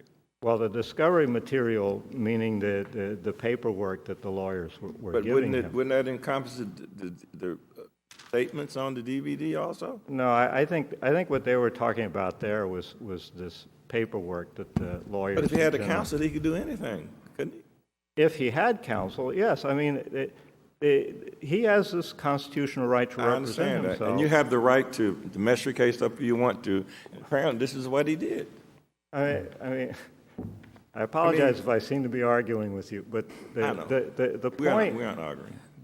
The point is the state has to make this available. State agents made it unavailable. And if state agents make it unavailable, if they tell the lawyer, here's the DVD, but we're going to hold on to it, and you can't play it in a DVD player, which is what happened. That's not what happened here. Yes, it is. Okay, in effect, that's what, because they give it to the jailers, and he has no access to the thing. That's what he's saying. But we and don't the judge know is that, saying do we? all you get is the DVD. I mean, that's the point is, the record, if they gave it to a lawyer and the lawyer said, listen, I can't hear, or I need some assistance, but it never went to the next step. He didn't say, well, get the DVD, and then he comes back and says, I cannot play it in prison. I mean, there's no other record on what happened. He just said, I didn't get the DVD. I wanted it transcribed, and if it wasn't going to be transcribed, that's the end of it. So we don't know. Well, he filed a handwritten filing with respect to the jail phone calls. It said, I cannot use the DVD, the recordings, so I need a transcript to know what's on those recordings. He did hand file that. That was on January 25th, I think. Mr. Caldwell. But the point is, everyone agreed that he couldn't do anything with these things. It was just no dispute about that. What everybody agreed to is that, other than the defendant, is that the state has no obligation to transcribe when they're there handing DVDs and CDs available. That's your whole brief and argument is shifting this morning from really the thrust. The thrust of the entire proceeding up to this point has been the requirement on the state to provide transcripts. The state has to make it available. He said there are these DVDs. I can't use them, so I need the transcripts of them. That's what he was saying. The judge was saying, you only get the DVDs, period. That is not going to require the state to transcribe them. Well, the judge said that Never also. Never asked that the sheriff of the county be required to give him free time or access to anything else, is there? Well, these are state agents who are making it unavailable to him. I just asked a question, very Yeah, simple I'm sorry. question. I'm sorry. What was the question? You know, again? I understand that you're emotional about this, but we're trying to get down to what happened. He didn't file any motion to make any request to force the sheriff of the county to release him from his cell to go do anything. No, but again, He asked for transcripts. Well, again, as I say, he filed the thing about the jail phone calls saying, I'm in jail, I can't use these recordings. And when the judge said you only get the DVs, he pointed out, but I'm incarcerated. And the judge says you only get the DVDs. And then the prosecutor is saying, well, I'll give him these things. And the judge says they won't let him have them. So he's just being prevented from access to the statements. That's what he's entitled to. Mr. And Caldwell. his request. Mr. Caldwell, you mentioned earlier that you also plan to argue your point 2 on appeal. I'm very anxious to hear that because Okay. that particular issue is one that reoccurs at the trial level over and over again, and perhaps this is a time when that can be clarified. I mean, prosecutors seem to get it wrong. Right. In defense lawyers seem to get it wrong on how to impeach witnesses with prior felony convictions. Can you address that issue, please? Yes. Okay, well, let me move to that. Again, as you say, it's often gotten wrong, and I'm sure that my friend would be the first person to agree that Justice Pariente's opinion for the 4th District in 1994 was a brilliant opinion. And it specifically says that the appropriate question is, have you ever been convicted of a felony? That's the appropriate question in a situation like this. What about a crime involving dishonesty? How about a crime involving dishonesty, such in this case? Well, a crime of dishonesty, again, is explained in Bob and also explained in the Addis case and the Barkham case. That's for misdemeanors involving dishonesty, and there's no record showing that he had that. The prosecutor was trying to get into the grand theft and the robbery as crimes of dishonesty, which he cannot do. I mean, Bob is clear on that. The appropriate question where it's a felony is, have you been convicted of a felony? Barkham says the same thing. Addis says the same thing. Well, isn't that the question that the state asked? Mr. Wilcox, have you been previously convicted of a felony or a crime involving dishonesty? Is that an improper question? Yes. Because? Because the crime of dishonesty, because as Bob explains, the question is, have you ever been convicted of a felony? Yes. Then if he has misdemeanor crimes involving dishonesty, then the state may ask a second question. Have you ever been convicted of a crime, or I think Barkham says a misdemeanor involving dishonesty? Those are the appropriate questions. Was there an objection to the question? Was there an objection to the question? He was objecting, I don't understand this. Now That's not an objection to the question. That's a confession of a lack of understanding. Well, that's a different. And I understand this is an odd situation because he's self-represented, but it seems like to me that there has got to be an objection to the question if we're going to find that there is error associated with that, unless you can show it's fundamental. And I don't. I mean, it's kind of a stretch to think that this would be fundamental. Well, this is where he's. You know, the witness is confused by the question. The prosecution has asked an improper question. Lawyers are confused all the time and don't make objections, and that doesn't excuse the failure to make the objection and to preserve the error, if any, does it? Well, the rule, this court has explained in the FB and JS cases that the issue is one of fairness and practicality. If the judge is made aware of the issue, which the defendant was, you know, it was clear what the issue was. You know, he didn't understand the question and the reason he didn't understand. Well, let me go back and explain how this came up. In the opening statement, the defendant conceded that he had a criminal record. He conceded that. He said, you will probably hear I've been convicted of a crime. Then when the state rested, the judge engaged in a colloquy with him about his right to testify. And at the end of that, the judge said, okay, as I understand it, it's 4 convictions. The prosecutor said, yes, sir.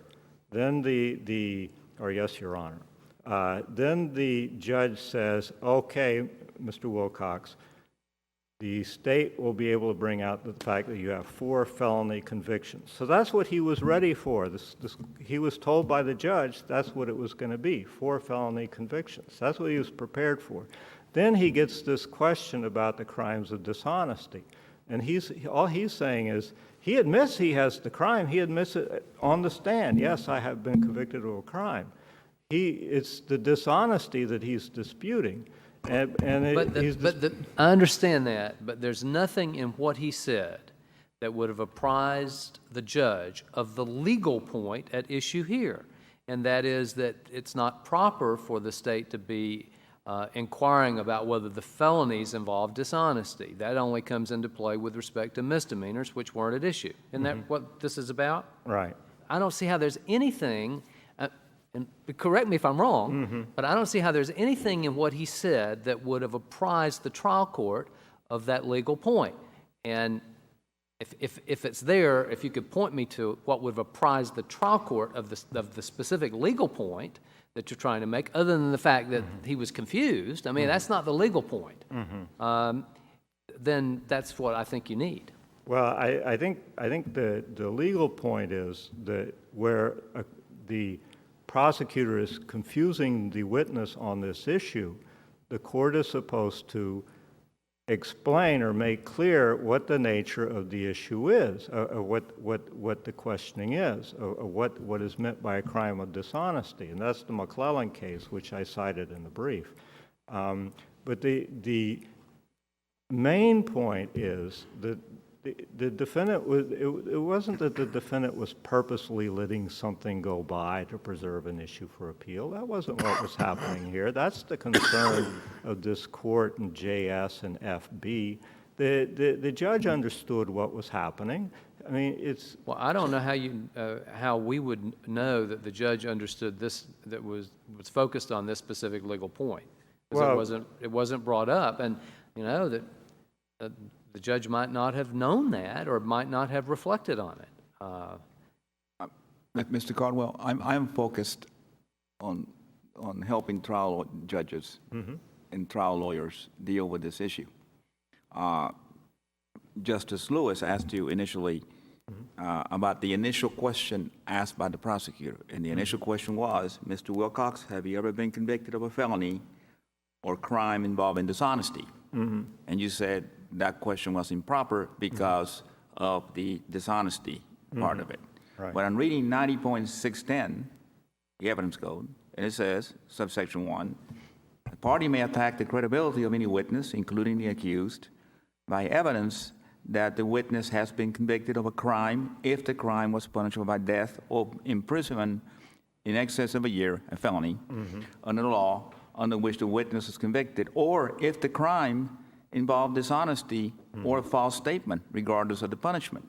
But the evidence code provides for that. So what is wrong with the question, have you ever been convicted of a felony or a crime of dishonesty? That's what the evidence code asks for. But because, as the courts have interpreted over the years, and this has been made clear since at least 1994, that the state doesn't get double counting. It can't count robbery, say, as both a felony and as a misdemeanor. If it's a felony involving dishonesty under this court's previous interpretation of crimes of dishonesty, then it's a felony. And there's a separate category for misdemeanors involving dishonesty. And that was discussed at some length, I think, in the Addis case. And the Bob case was binding on this prosecution. It came out of this prosecutor's office. It's the fourth DCA case. It's binding on what happened in this case. So with that, I will reserve my remaining time for rebuttal. Thank you.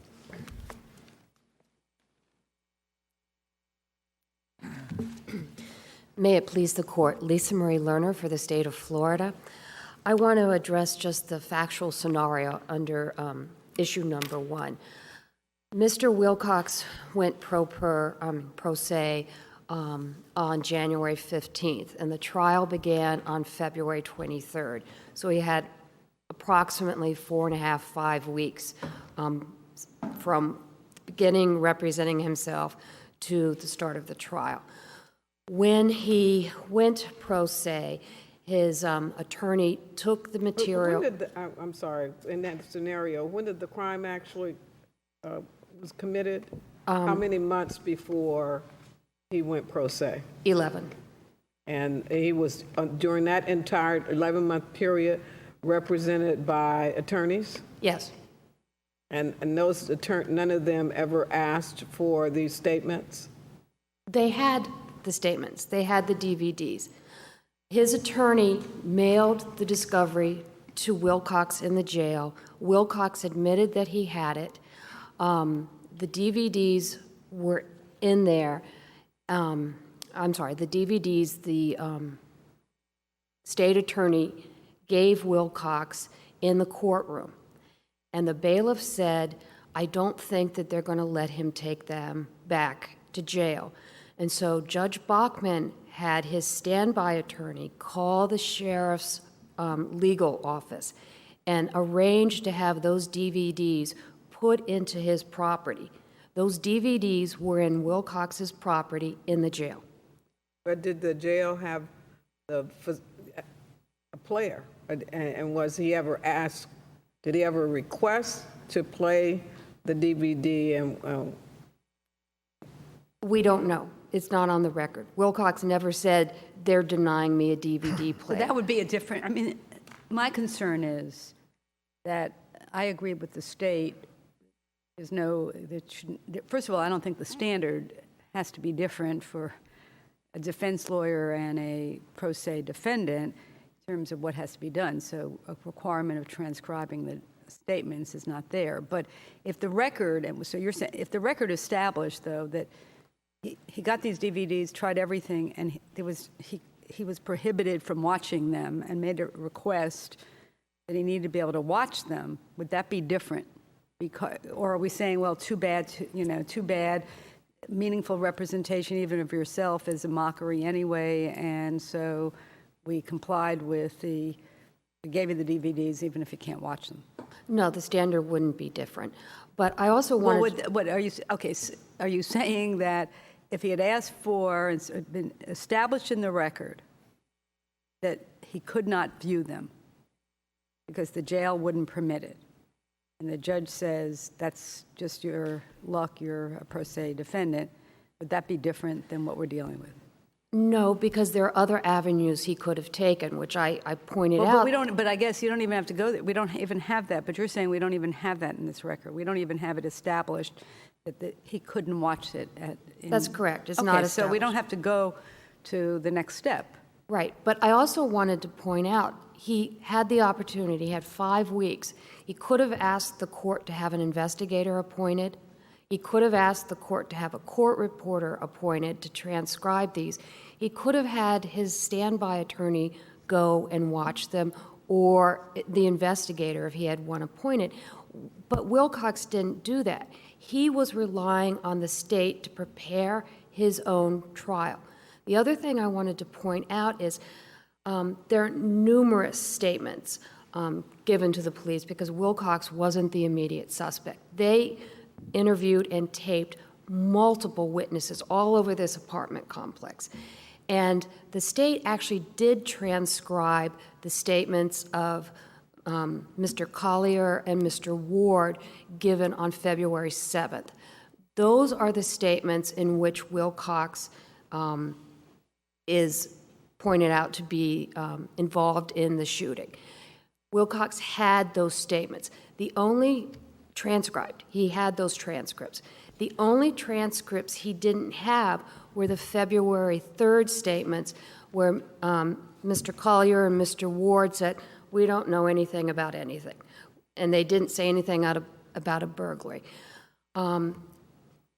Mr. Caldwell said that this was a cornerstone of his defense. However, Wilcox brought out during Ms. Curry's testimony and Mr. Collier's testimony that, one, Collier lied on the 3rd. He admitted that on the stand. Wilcox got him to admit that. And Ms. Curry also admitted on the stand that the reason that she went back to the police toward the end of the week is because the police were focusing on her brother and she would do anything to save her brother. All of that came out. These transcripts had no impeachment value. The only thing that Wilcox was trying to impeach Ms. Curry on was whether or not she had told the police on February 3rd about the burglary the week before. In the supplemental record, which Mr. Caldwell got, we had a hearing where the prosecutor, Mr. Rossman, said, I have viewed that DVD of Ms. Curry's February 3rd statement, and that DVD is completely consistent with her trial testimony. She did, in fact, tell the police on February 3rd about the burglary. There's no impeachment value here. And even if there's a Richardson violation, Mr. Wilcox's entire defense was alibi and they're framing me. Well, we shouldn't, I mean, I think that to go to even attempt, I mean, to say there might be a Richardson violation would not be really, I don't think it's in the interest of our jurisprudence to do it. No, I mean, it's clearly not. But I mean, on the other point, though, which is still, because fairness of the proceeding is, with the death penalty is important, you're saying this, in this record, it contains an indication that the statement was consistent, so. Yes, and it's on the supplemental record, volume 10, page 283. And I also wanted to make sure that everyone understands, Mr. Wilcox did have transcribed statements from these witnesses when they were implicating him. I'm a little curious. You said that it was the prosecutor who said that this, the DVD is consistent with her testimony? Yes. And under what circumstances was that made? It was one of the it was one of the hearings outside of the jury. I don't remember exactly when it occurred. So the judge never saw it, and his standby attorney never looked at it? I don't know if the standby looked at it or not, but the judge didn't view the DVDs. As the judge repeatedly said throughout this trial, that he had to remain a neutral arbiter. He couldn't, like, help the defense or help the prosecution. In terms of issue 2, one, I do maintain that it was unpreserved. There was no objection, and it is not fundamental error given the nature of the evidence against Mr. Wilcox. He had But did Mr. Wilcox, in the course of that questioning, express some confusion about what the prosecutor meant about crimes of dishonesty? He said that, but from my reading of the transcript, Wilcox was being very cagey with the prosecutor and sort of playing around with him. And I am going to answer your question, but then I would like to read from the transcript. He did say, "You got to make me understand," but Wilcox had repeatedly done two things that he chose as an individual representing himself not to do here. He did not approach the judge and say, "Judge, can you explain this to me?" He did that numerous times in the trial. Also, his standby attorney was right there.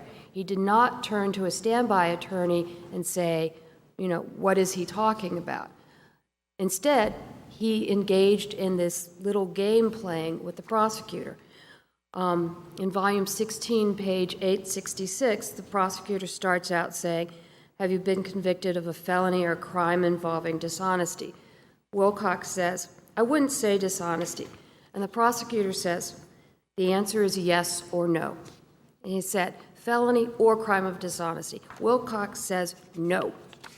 Then the prosecutor approaches the bench and then starts questioning Mr. Wilcox again. He asks the same question. Mr. Wilcox says, I've been convicted of a crime.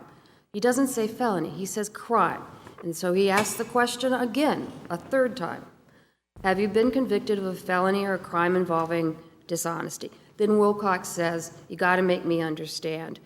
He then asks the question a fourth time. And again, Wilcox says no. He said no twice Well, to let me ask you this. I mean, obviously, Wilcox was having problems with the dishonesty part of the question. But he didn't have a problem with the felony. Did the prosecutor have access to his record at the time? Yes. Was there any crimes of dishonesty in the record? The theft charge. Was that a felony as well? Yeah, they were felonies. Okay, so have you ever been convicted of a felony? Yes, and that would have ended it. But I mean, he said no to both. It was felony or crime. He wasn't buying the dishonesty part of it. He didn't think, he was confused about that. So why not just ask him, you've been convicted of a felony? And that would have ended the whole thing. He would have said yes. He said no twice. Yeah, but Bob, which was the 4th District case, I don't know if I reread it, explains how prosecutors should ask the question. Actually, in that case, the defense was trying to expand because it was a witness that the defense wanted to impeach. So it goes both ways. You ask the question, have you ever been convicted of a felony? If you don't, and then if you also know they've been convicted of a misdemeanor involving dishonesty, you ask the second question. But here, I thought there was, at least at a prior hearing, it was discussed that he had these 4 felonies, and he knew. What about what Mr. Caldwell said about that? That the prosecutor, again, knew that he didn't have a misdemeanor involving dishonesty, knew that there were felonies. So the question should have been, have you ever been convicted of a felony? Yes. How many times? 4. End of the story. Where was the dishonesty part coming from the prosecutor's mouth? Well, the prosecutor was just asking a routine question encompassing. It's not really routine because if you. It is routine. He was tracking the rule. I mean, that's what most prosecutors, inartful maybe, but that is what the majority of prosecutors and defense attorneys ask. They ask it in the disjunctive like that. They don't separate it into 2 separate questions. I have no problem with the question, because I think it's proper to ask that question, felony or crime involving dishonesty. That's what the rule says. My problem here is that once the prosecutor realized that he was having problems admitting to having committed a crime of dishonesty, he was willing to admit that he was convicted of a felony, which is what the prosecutor wanted. He should have just asked that question and let it go. But instead, he engaged them in this dialogue here that only caused more problems. That's my problem. I don't have a problem with the question that's asked. But the prosecutor ended up asking it 4 times. That was the essential, the dialogue. But again, I guess if the prosecutor though knows that there is no separate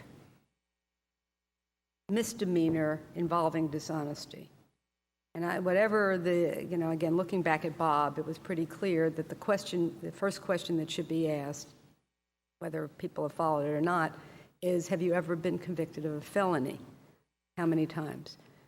If the prosecutor knows there is no other crime of dishonesty, you can't count theft as both a felony. I've been convicted of 4 felonies, and I was also convicted, one of those felonies was a crime of dishonesty for the reason that you're not supposed to go behind the nature of the crime. So I don't understand what the prosecutor, you said he asked 4 times, but he knew what the crimes were. So wasn't there gamesmanship there on the part of the prosecutor? No, he was trying to get a yes, and he kept getting no's. Didn't he admit from the beginning that he had prior felonies? No, he didn't. He said no. In his opening statement? He said he had prior crimes. He never said felony. And when the prosecutor asked him here, he said no twice. I agree, perhaps the prosecutor was inartful and should have broken it down, but that doesn't make what happened error in this case. Well, now that's a different story about whether there's error or whether it's harmless. I mean, that's, I think, so what's your argument on that? Well, in terms, first of all, it's clearly not fundamental error. But even if this court were to say that it were preserved and it was an error, I don't believe it was harmful in this case, given the amount of evidence that linked Wilcox to the crime. There's no way that the fact that the jury found out about the nature of his prior convictions, it would have caused them to convict him solely for this, or this contributed to the verdict. There was Mr. Wilcox's DNA inside Mr. Johnson's apartment on the marijuana cigarette. The three women said the two men smoked. He was caught with the firearm that killed Mr. Johnson in the car. The police saw him bail out of the car. He was holding the cell phone that made the calls to Mr. Collier up in Broward County. I mean, clearly there is substantial evidence of his guilt that any error, if there were error, would be harmless. And if the court has no further questions, I ask you to affirm both the guilt and penalty phases. Thank you for your arguments. Rebuttal. To follow up on the last question, was the defendant said in his opening statement he had been convicted of a crime. Then before when the state rests, when there's the colloquy, the judge says to him, all the jury would know is that you have had 4 prior felony convictions. Do you understand that, Mr. Wilcox? Yes, sir. That's at page 797 of the transcript. So that's what he was told it was going to be at page 797. That was before the defense witnesses testified. So he was completely thrown by this dishonesty question, which, regardless of whether lawyers violate the law all the time by asking the wrong question, the Bob case was binding on this prosecutor, so how was on this court. Assuming it was error, how was it harmful? Well, the state is basically making an argument of overwhelming evidence of guilt.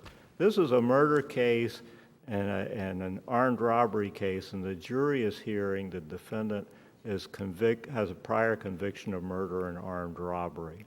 That's obviously an extremely harmful piece of information for the jury. The prosecutor is attacking the defendant's credibility, and his credibility is absolutely crucial to his case. So the state cannot, I mean, I understand the state saying, well, we have overwhelming evidence of guilt, but that's not the issue. The issue is the defendant's case rests on his credibility, which is really destroyed by this kind of evidence coming in. I mean, this is very prejudicial evidence. It's not harmless beyond a reasonable doubt. The jury could have said, well, he had a story to tell, and he had explanations for where he was and all that.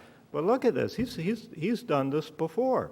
You know, that's obviously prejudicial. The jury could have used that in reaching its verdict, which is how the analysis should be done for harmful error. It's not overwhelming evidence of guilt. Now, as to the first issue...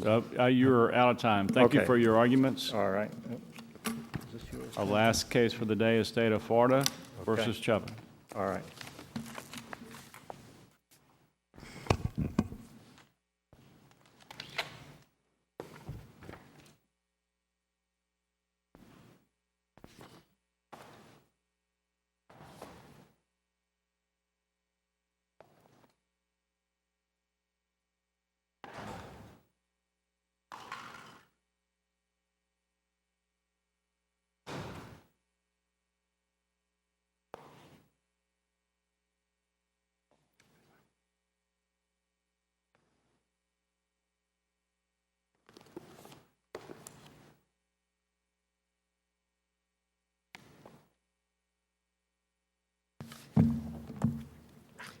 May it please the court, Melanie Dale Serber on behalf of the state of Florida.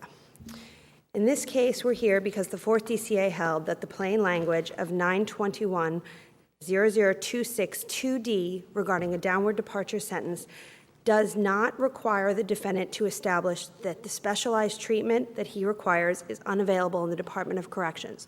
The court found that this was, in essence, an additional element. It's So if they said the plain language does not, where in the plain language would you say it does? the state's position is unavailability of treatment in the Department of Corrections was, in fact, the definition of specialized treatment. It was not an additional element. It is the only definition that the district courts have recognized for the trial court to be able to determine whether or not a defendant qualifies for a downward departure under this subsection. Is that definition in the statute? No, that definition, the fourth DCA looked at Abrams and Chubbuck, two cases that seem to have competing results regarding what specialized treatment has meant. All of the DCAs followed the reasoning that specialized treatment meant that it was unavailable in the Department of Corrections. I would say we needed to look further. Look at the other statutes that the legislature has enacted, and I've cited those statutes in my brief. Does Abrams say that? Abrams said specialized treatment was, the defendant required specialized treatment that was unavailable in the Department of Corrections was Abrams. But what did they base that on? As I remember in Abrams, it's a very short opinion, and that doesn't seem to have any basis for making that statement. The statement is there, but what is it based on? I agree, and I would suggest that it's based on the legislative intent. And in order to determine the legislative intent in this case, I had to look at the different statutes the legislature has created with respect to the term specialized treatment. It was the only way I could determine what it meant, because I think specialized treatment, common sense would tell us in this type of case, it would stand to reason if a defendant can receive the treatment in the Department of Correction, there's nothing specialized. And I say that recognizing that individuals may have illnesses that are unique to them, but that doesn't mean that they require a specialized treatment. And I think in order to qualify for a downward departure, this is kind of getting at not going to jail. In order to qualify for the downward departure, you have to establish a valid basis.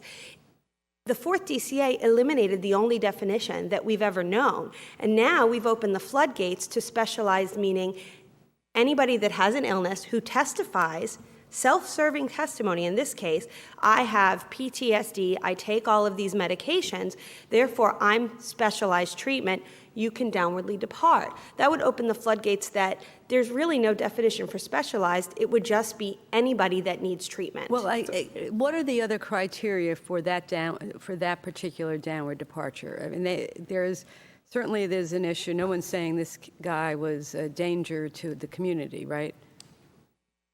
I mean, it's well, not just that they are in need of treatment and that could be a downward departure. Isn't it a twofold requirement? It specifically, in this case, says 2D, the defendant requires specialized treatment for a mental disorder that is unrelated to substance abuse or addiction or for a physical disability, and the defendant is amenable to treatment. So the statute actually uses the word specialized treatment and then treatment itself. So I think there's got to be something more than just I need treatment, because when you look at this record in particular, isn't that a different issue? That is whether he adequately described that he's a very sick 66-year-old man who regularly goes to the VA. I guess I was looking at it, I read what the trial judge said, but you've got somebody that the state said would be, you were arguing as an alternative for probation.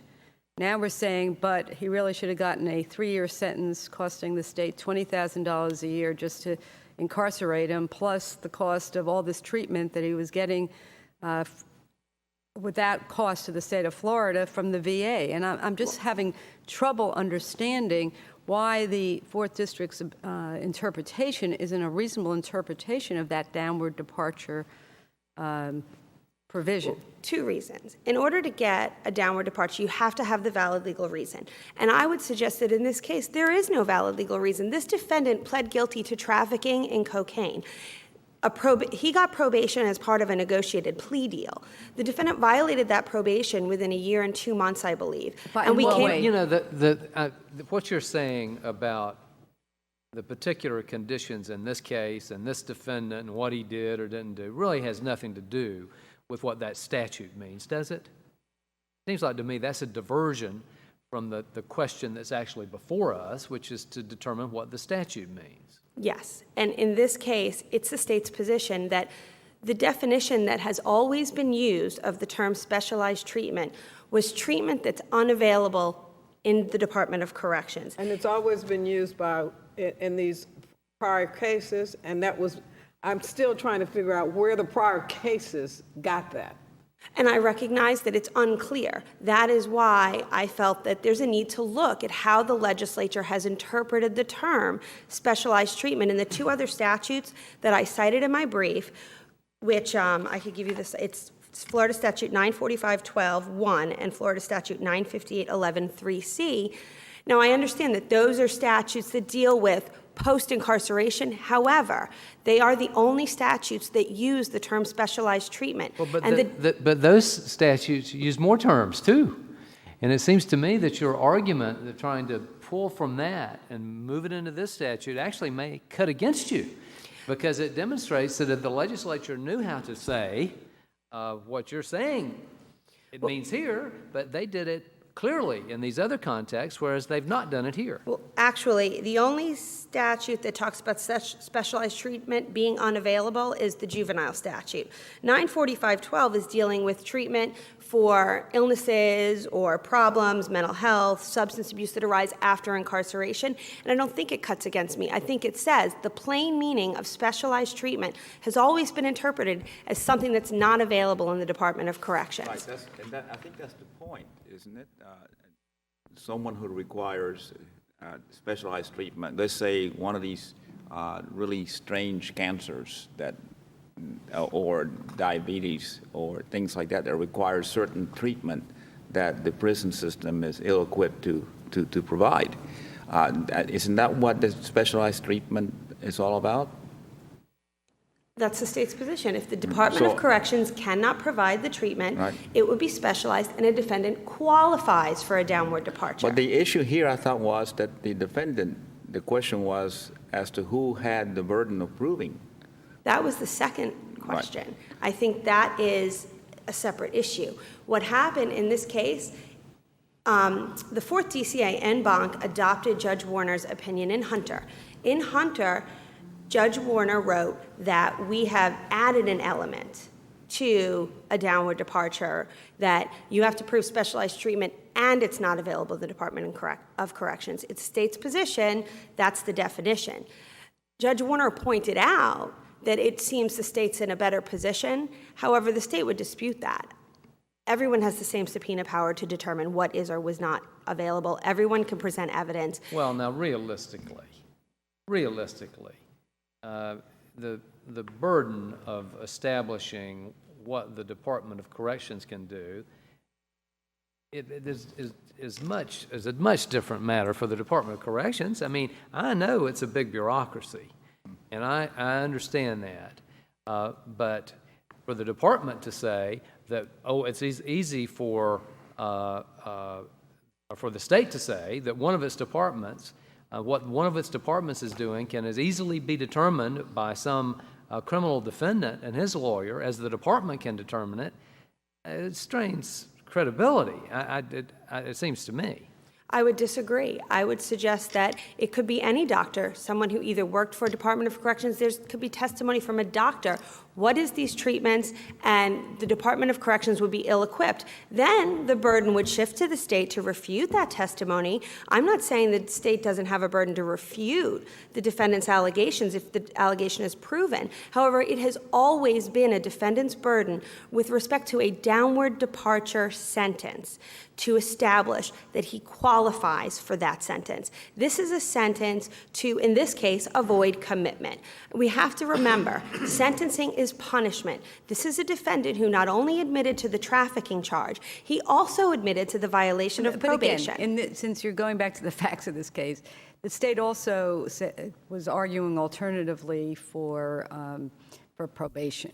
So we're not really talking about a situation where really the defendant should have gotten a 25-year sentence and the judge decides, because he's got diabetes, to let him, gives him gives him no probation or sentence. That's not this case.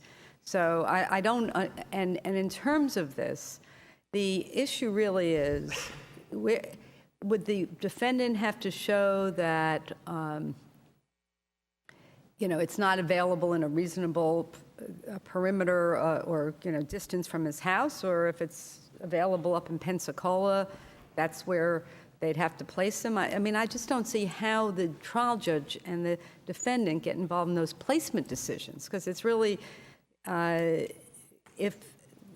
so explain that to me. How would that realistically occur? Realistically, I would suggest if a defendant has proven that he's ill, however, it's nothing specialized, there's nothing, if DOC can provide the treatment, DOC would be required to provide him treatment. I don't think DOC is going to say, you're going to get put in jail and we're not going to treat you. I know we're not supposed that would to be think impractical. of the practicalities, but I'm still trying to understand the state's position of strongly advocating in this case, and I realize it goes for other cases, but I haven't, I don't think these downward departures are very frequent, that it is better for the state to take a nonviolent 66-year-old who tested positive once for cocaine, and at a cost of maybe $40,000 a year, over a 3-year period, that's really better. That's what the legislature intended to have happen. I'm just not sure I see where that requirement is written into the statute, and considering everything, isn't it a more logical reading to read it as the 4th District did? Well, the 4th District provided no definition for specialized treatment in their cases. There's not a definition. That's why the state's position is, if we follow Chubbuck, there is no longer a definition for specialized treatment. The definition has always been recognized as treatment that's unavailable in the Department of Corrections. So if we follow Chubbuck, we're left with a completely open-ended interpretation. It seems to me that under policy, it's a suggestion that we've had from the defense side. It's a suggestion that all the defendant really would have to show is what he did in this case. I have some illnesses and I require treatment. I'm sympathetic. I understand that there are illnesses here, there are medications that have to be taken. However, this defendant provided his own testimony, his fiance's testimony, and his lawyer's testimony. And under the law at the time of this case, the state's argument was, this defendant has not established that he needs some type of treatment that is unavailable. Well, hasn't the 4th District given this, in this case, because of that, allowed the state to go back and present other evidence that might impact the sentencing decision? Yes. However, okay, so you can present the evidence that this is what he is requiring is routine treatment available throughout the prison system. And, maybe it's before another judge and you get a different result. The 4th also qualified it that the judge may still depart, therefore eliminating a qualifier. In order to be eligible for the downward departure, there has to be a valid legal reason. Without a definition of what specialized treatment means, it again would mean nothing but treatment under the facts. This case sets the stage that this defendant proved he needed some medications, he had some health problems. By saying the treatment is not, in my estimation, by saying the treatment is not available in the Department of Corrections does not define specialized treatment, does not, to me, define specialized treatment. Specialized treatment should be something that you need X, Y, Z in order to treat this particular disease, not that it's not available. That would be a second consideration, it seems to me. I need this kind of treatment, and then that it's not available at the Department of Correction. I don't think that it's not available in the Department of Correction defines specialized treatment. Well, I would argue that that's simply then the defendant needs some type of treatment unique to them. Everybody's medical or mental health problems are unique to them. Even if you have an infection. Could be a definition of, if there is something that is unique to a particular defendant, that could be specialized treatment. If I have diabetes and I do the usual course of drugs or whatever it is they give people who have diabetes, but someone else is at a different stage and and need something beyond what I'm getting for the same disease, that could be specialized treatment. Well, I would suggest that. So I think you're just putting not available in the Department of Corrections in a category that does not truly define what specialized treatment is. Now, the defendant may not have demonstrated that he needed any kind of specialized treatment, but I don't think the mere fact that he didn't demonstrate that it wasn't in the Department of Correction, I think they're two different issues. And I would suggest if that were the case, then the statute would have read the defendant requires treatment for a mental disorder that is unrelated to substance abuse or for a physical disability. Because otherwise, specialized means nothing with respect to determining the legal basis. There has to be a bright line test so the state knows how to proceed, so trial judges know how to proceed. It has always been, and I understand the fourth. Simply because the treatment is not available in the Department of Corrections, you're saying that makes it specialized. Based on the fact that the legislature has written other statutes using the same terms, and that is exactly what specialized has always meant, according to the legislature. And so they know how to write a statute that says specialized treatment that is not in the Department of Corrections. They didn't write it in the first statute. They pointed specialized treatment and says you can send them to any facility, because in those cases, those are defendants who are already incarcerated. This is a statute to avoid commitment. So I would suggest specialized treatment means it's unavailable in the Department of Corrections. If that's the case, we open the floodgates for it becomes any reason that you have a health problem or any mental health problem or any medication you take because I only need this dose and that's unique to me. Everybody's treatment. But again, we're talking about discretion of sentencing judges, and we see in these cases this morning discretion between 6 years and 70 years. There's a lot of discretion, usually in the state's favor. Judge Gross points out in his concurrence that it says the mitigating factors include but are not limited to, and the court also considered his age and the fact he wasn't a danger to the general public, plus he considered his, bronze medal, his service in Vietnam. So this isn't just a case where this guy was otherwise not qualifying for a downward departure. There were other factors mentioned by this trial judge as to why this defendant, rather than a probationary sentence, I agree, qualified. and that may be the case. In this case, however, we still have the elimination of the bright line rule that is going to affect all of the other cases regarding specialized treatment. And if there are no further questions, I'd like to reserve my time for rebuttal. Thank you.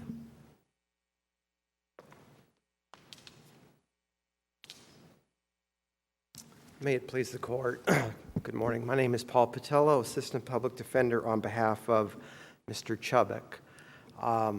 Basically, I'm here to talk about the plain and ordinary meaning of the statute and to tell you and to try to argue to you, and I think it's pretty self-evident, that that plain and ordinary meaning does not include unavailability in prison. It just says specialized treatment. It does not say specialized treatment that is unavailable in prison. The fact that how do you define specialized? What does it mean? I would say, and it does have some circularity to it because it's a definition that really can only be made in contrast to, say, general treatment. So I would say something like treatment that is uncommon, requires the services of a specialist, or is individualized in some very particular way to the patient. And other than that, I don't know if you can get too much more fine-tuned. And what this relates to is what categories? Because it's not all kinds of medical treatment that we're talking about here, is it? Yeah, it excludes substance abuse or addiction problems for mental disorders. Okay, so it's mental health, and what's the other category? Physical disability. Requires specialized treatment for physical disability. So just general health problems don't fall within the scope of this anyway, do they? Correct. And so what would be some examples, just to make sure, because was this defendant then under both specialized treatment for a mental disorder and also specialized treatment for a physical disability? I think he did cover both with his constellation of mental and physical problems, which are, on the physical side, chronic obstructive pulmonary disorder, diabetes, hepatitis C, severe arthritis, and melanoma. And then on the mental side... Let's just go over severe arthritis, melanoma. Melanoma is a cancer. True. Was he being treated for cancer? Everything was thrown in, but it didn't seem like the state contested that this was a pretty sick 66-year-old. Right. I mean, that wasn't real. I mean, they say, well, there wasn't a lot of testimony, but there wasn't any contrary testimony that this guy was faking all of these medical issues. Correct. Right. There was no... I don't think they were contesting or disputing this. They were relying on the fact of the case laws that stood at the time that we did not prove unavailability of treatment in prison. And of course, does not comport with the plain and ordinary meaning of the downward departure But what ground. do you what's your if it's plain meaning, we still have to sort of make sure we're doing it consistent with legislative intent. In my view, I sort of saw it as, listen, if there's nothing else harming society, why should we have to pay for somebody that needs specialized treatment? I mean, it's sort of a self-preservation for the state of Florida. Like, we got enough people between the ages that are aging geriatric patients in the Department of Corrections. So watch it. No, I know. Right. This is... Are you retiring there? Some of us. Well, there might be some people that get better, those that don't have health coverage. But, is there any, in context, the idea of what this was supposed to be aimed at? Concern for the defendant's health? Concern for the state of Florida, conserving money? Yeah, and I'm going to go a little far afield, but I will answer your question. That's okay. Because it wasn't addressed in the briefs, Justice Parrington. Well, if it's... it's this. To answer your question, and if the court would like, you should look at the chapter law 93-406. I think especially the legislative history of that, and read the June 1993 staff analysis of the House. Well, what I'd say, you haven't And the cited reason in I your say that- briefs. Since I asked you the question, you answered, but rather than put anyone at a disadvantage, why don't you file it as supplemental authority? Okay, I will. And because I think... but you would say we don't look at legislative history if it's plain and ambiguous, but... Yeah, absolutely. I have it all on my side, if you will. I have the plain and ordinary language. Sure, but if the state is saying that there is some need for definition, then it may be appropriate to look at legislative history. Yeah, well, I don't think you can get... This is... Let me go back just for a second, because I think you brought it up, too. Obviously, this downward departure ground doesn't compel a downward departure. That just simply says that the legislature has said that the need for specialized treatment is a circumstance where the legislature has chosen to give judges discretion to go below the lowest permissible sentence under the criminal punishment code. It doesn't compel it.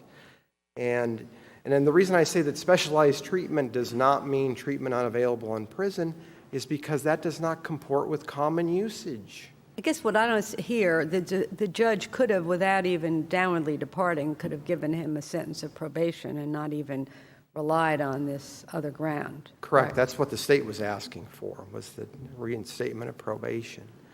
And I think my opponent at one point said the statute was unclear about what specialized treatment means. And if that's the case, again, I win, or Mr. Chubbuck wins, because criminal statutes in general and criminal sentencing statutes in particular have to be strictly construed.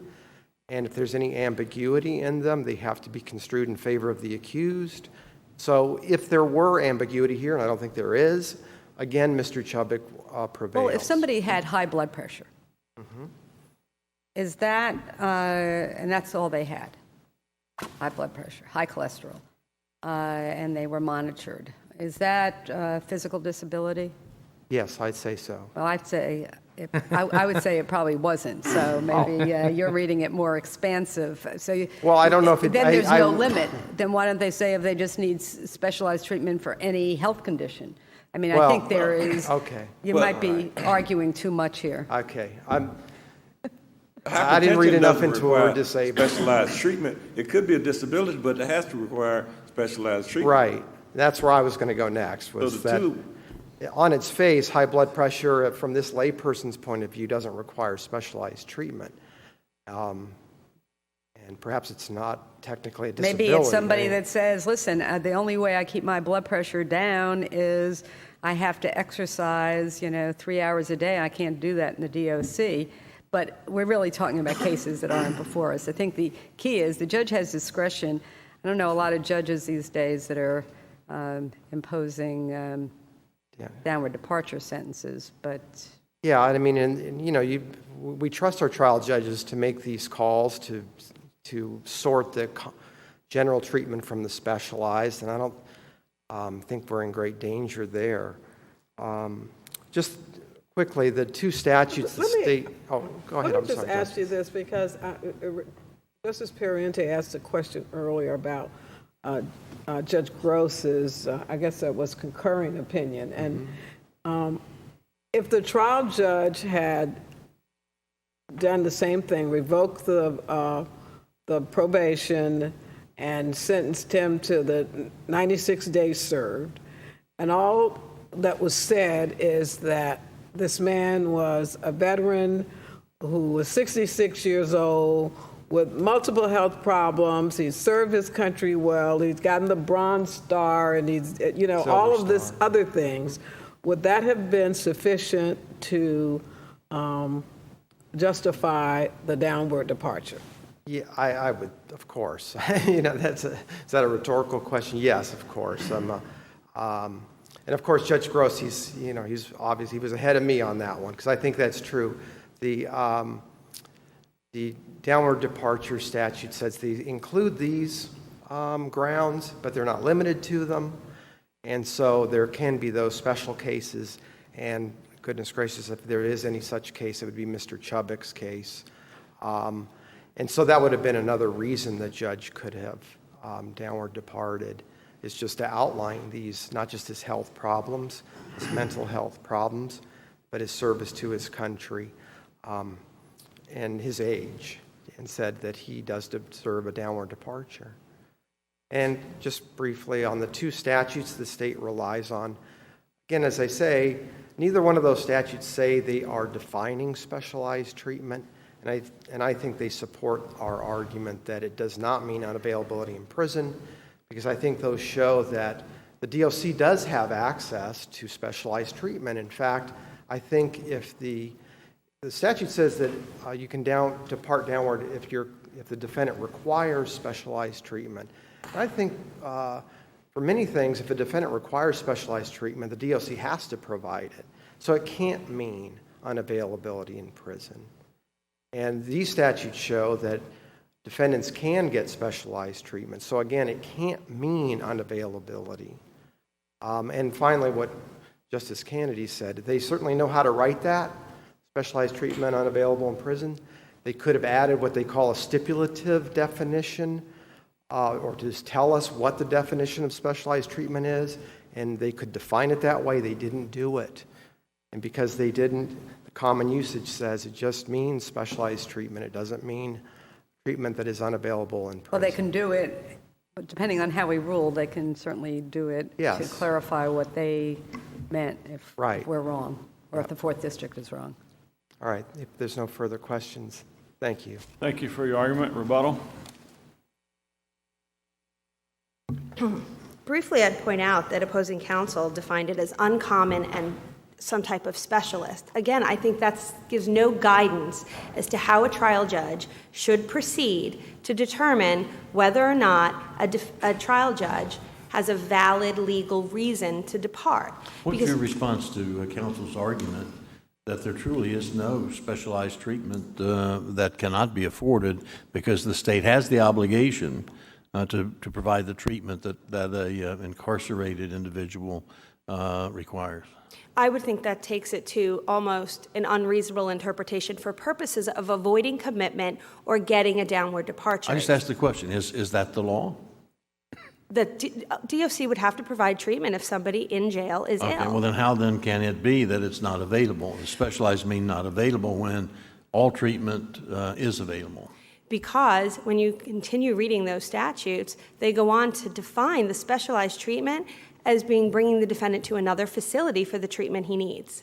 Okay, so that's the answer. That's It means the to answer. go somewhere else. Okay. He needs to go somewhere else. So that's why the distinction of avoiding commitment or getting a downward departure really doesn't mean that you can't look to those statutes for the definition of specialized. But in those statutes, even if DOC, for example, has to take them somewhere else, that doesn't necessarily mean that they are not still incarcerated serving their sentence. I mean, I've heard of where you take them for whatever treatment it is they need that DOC doesn't have, and once the treatment is over, they bring them back, even if it's a treatment that, you know, goes on periodically. Okay, Yeah. but that's for defendants who are already incarcerated. We're talking about what does the term specialized treatment mean, I mean, particularly in this case, to avoid incarceration. With that, we'd ask this court to reverse the 4th DCA's opinion. Thank you for your arguments. Court is adjourned. All right.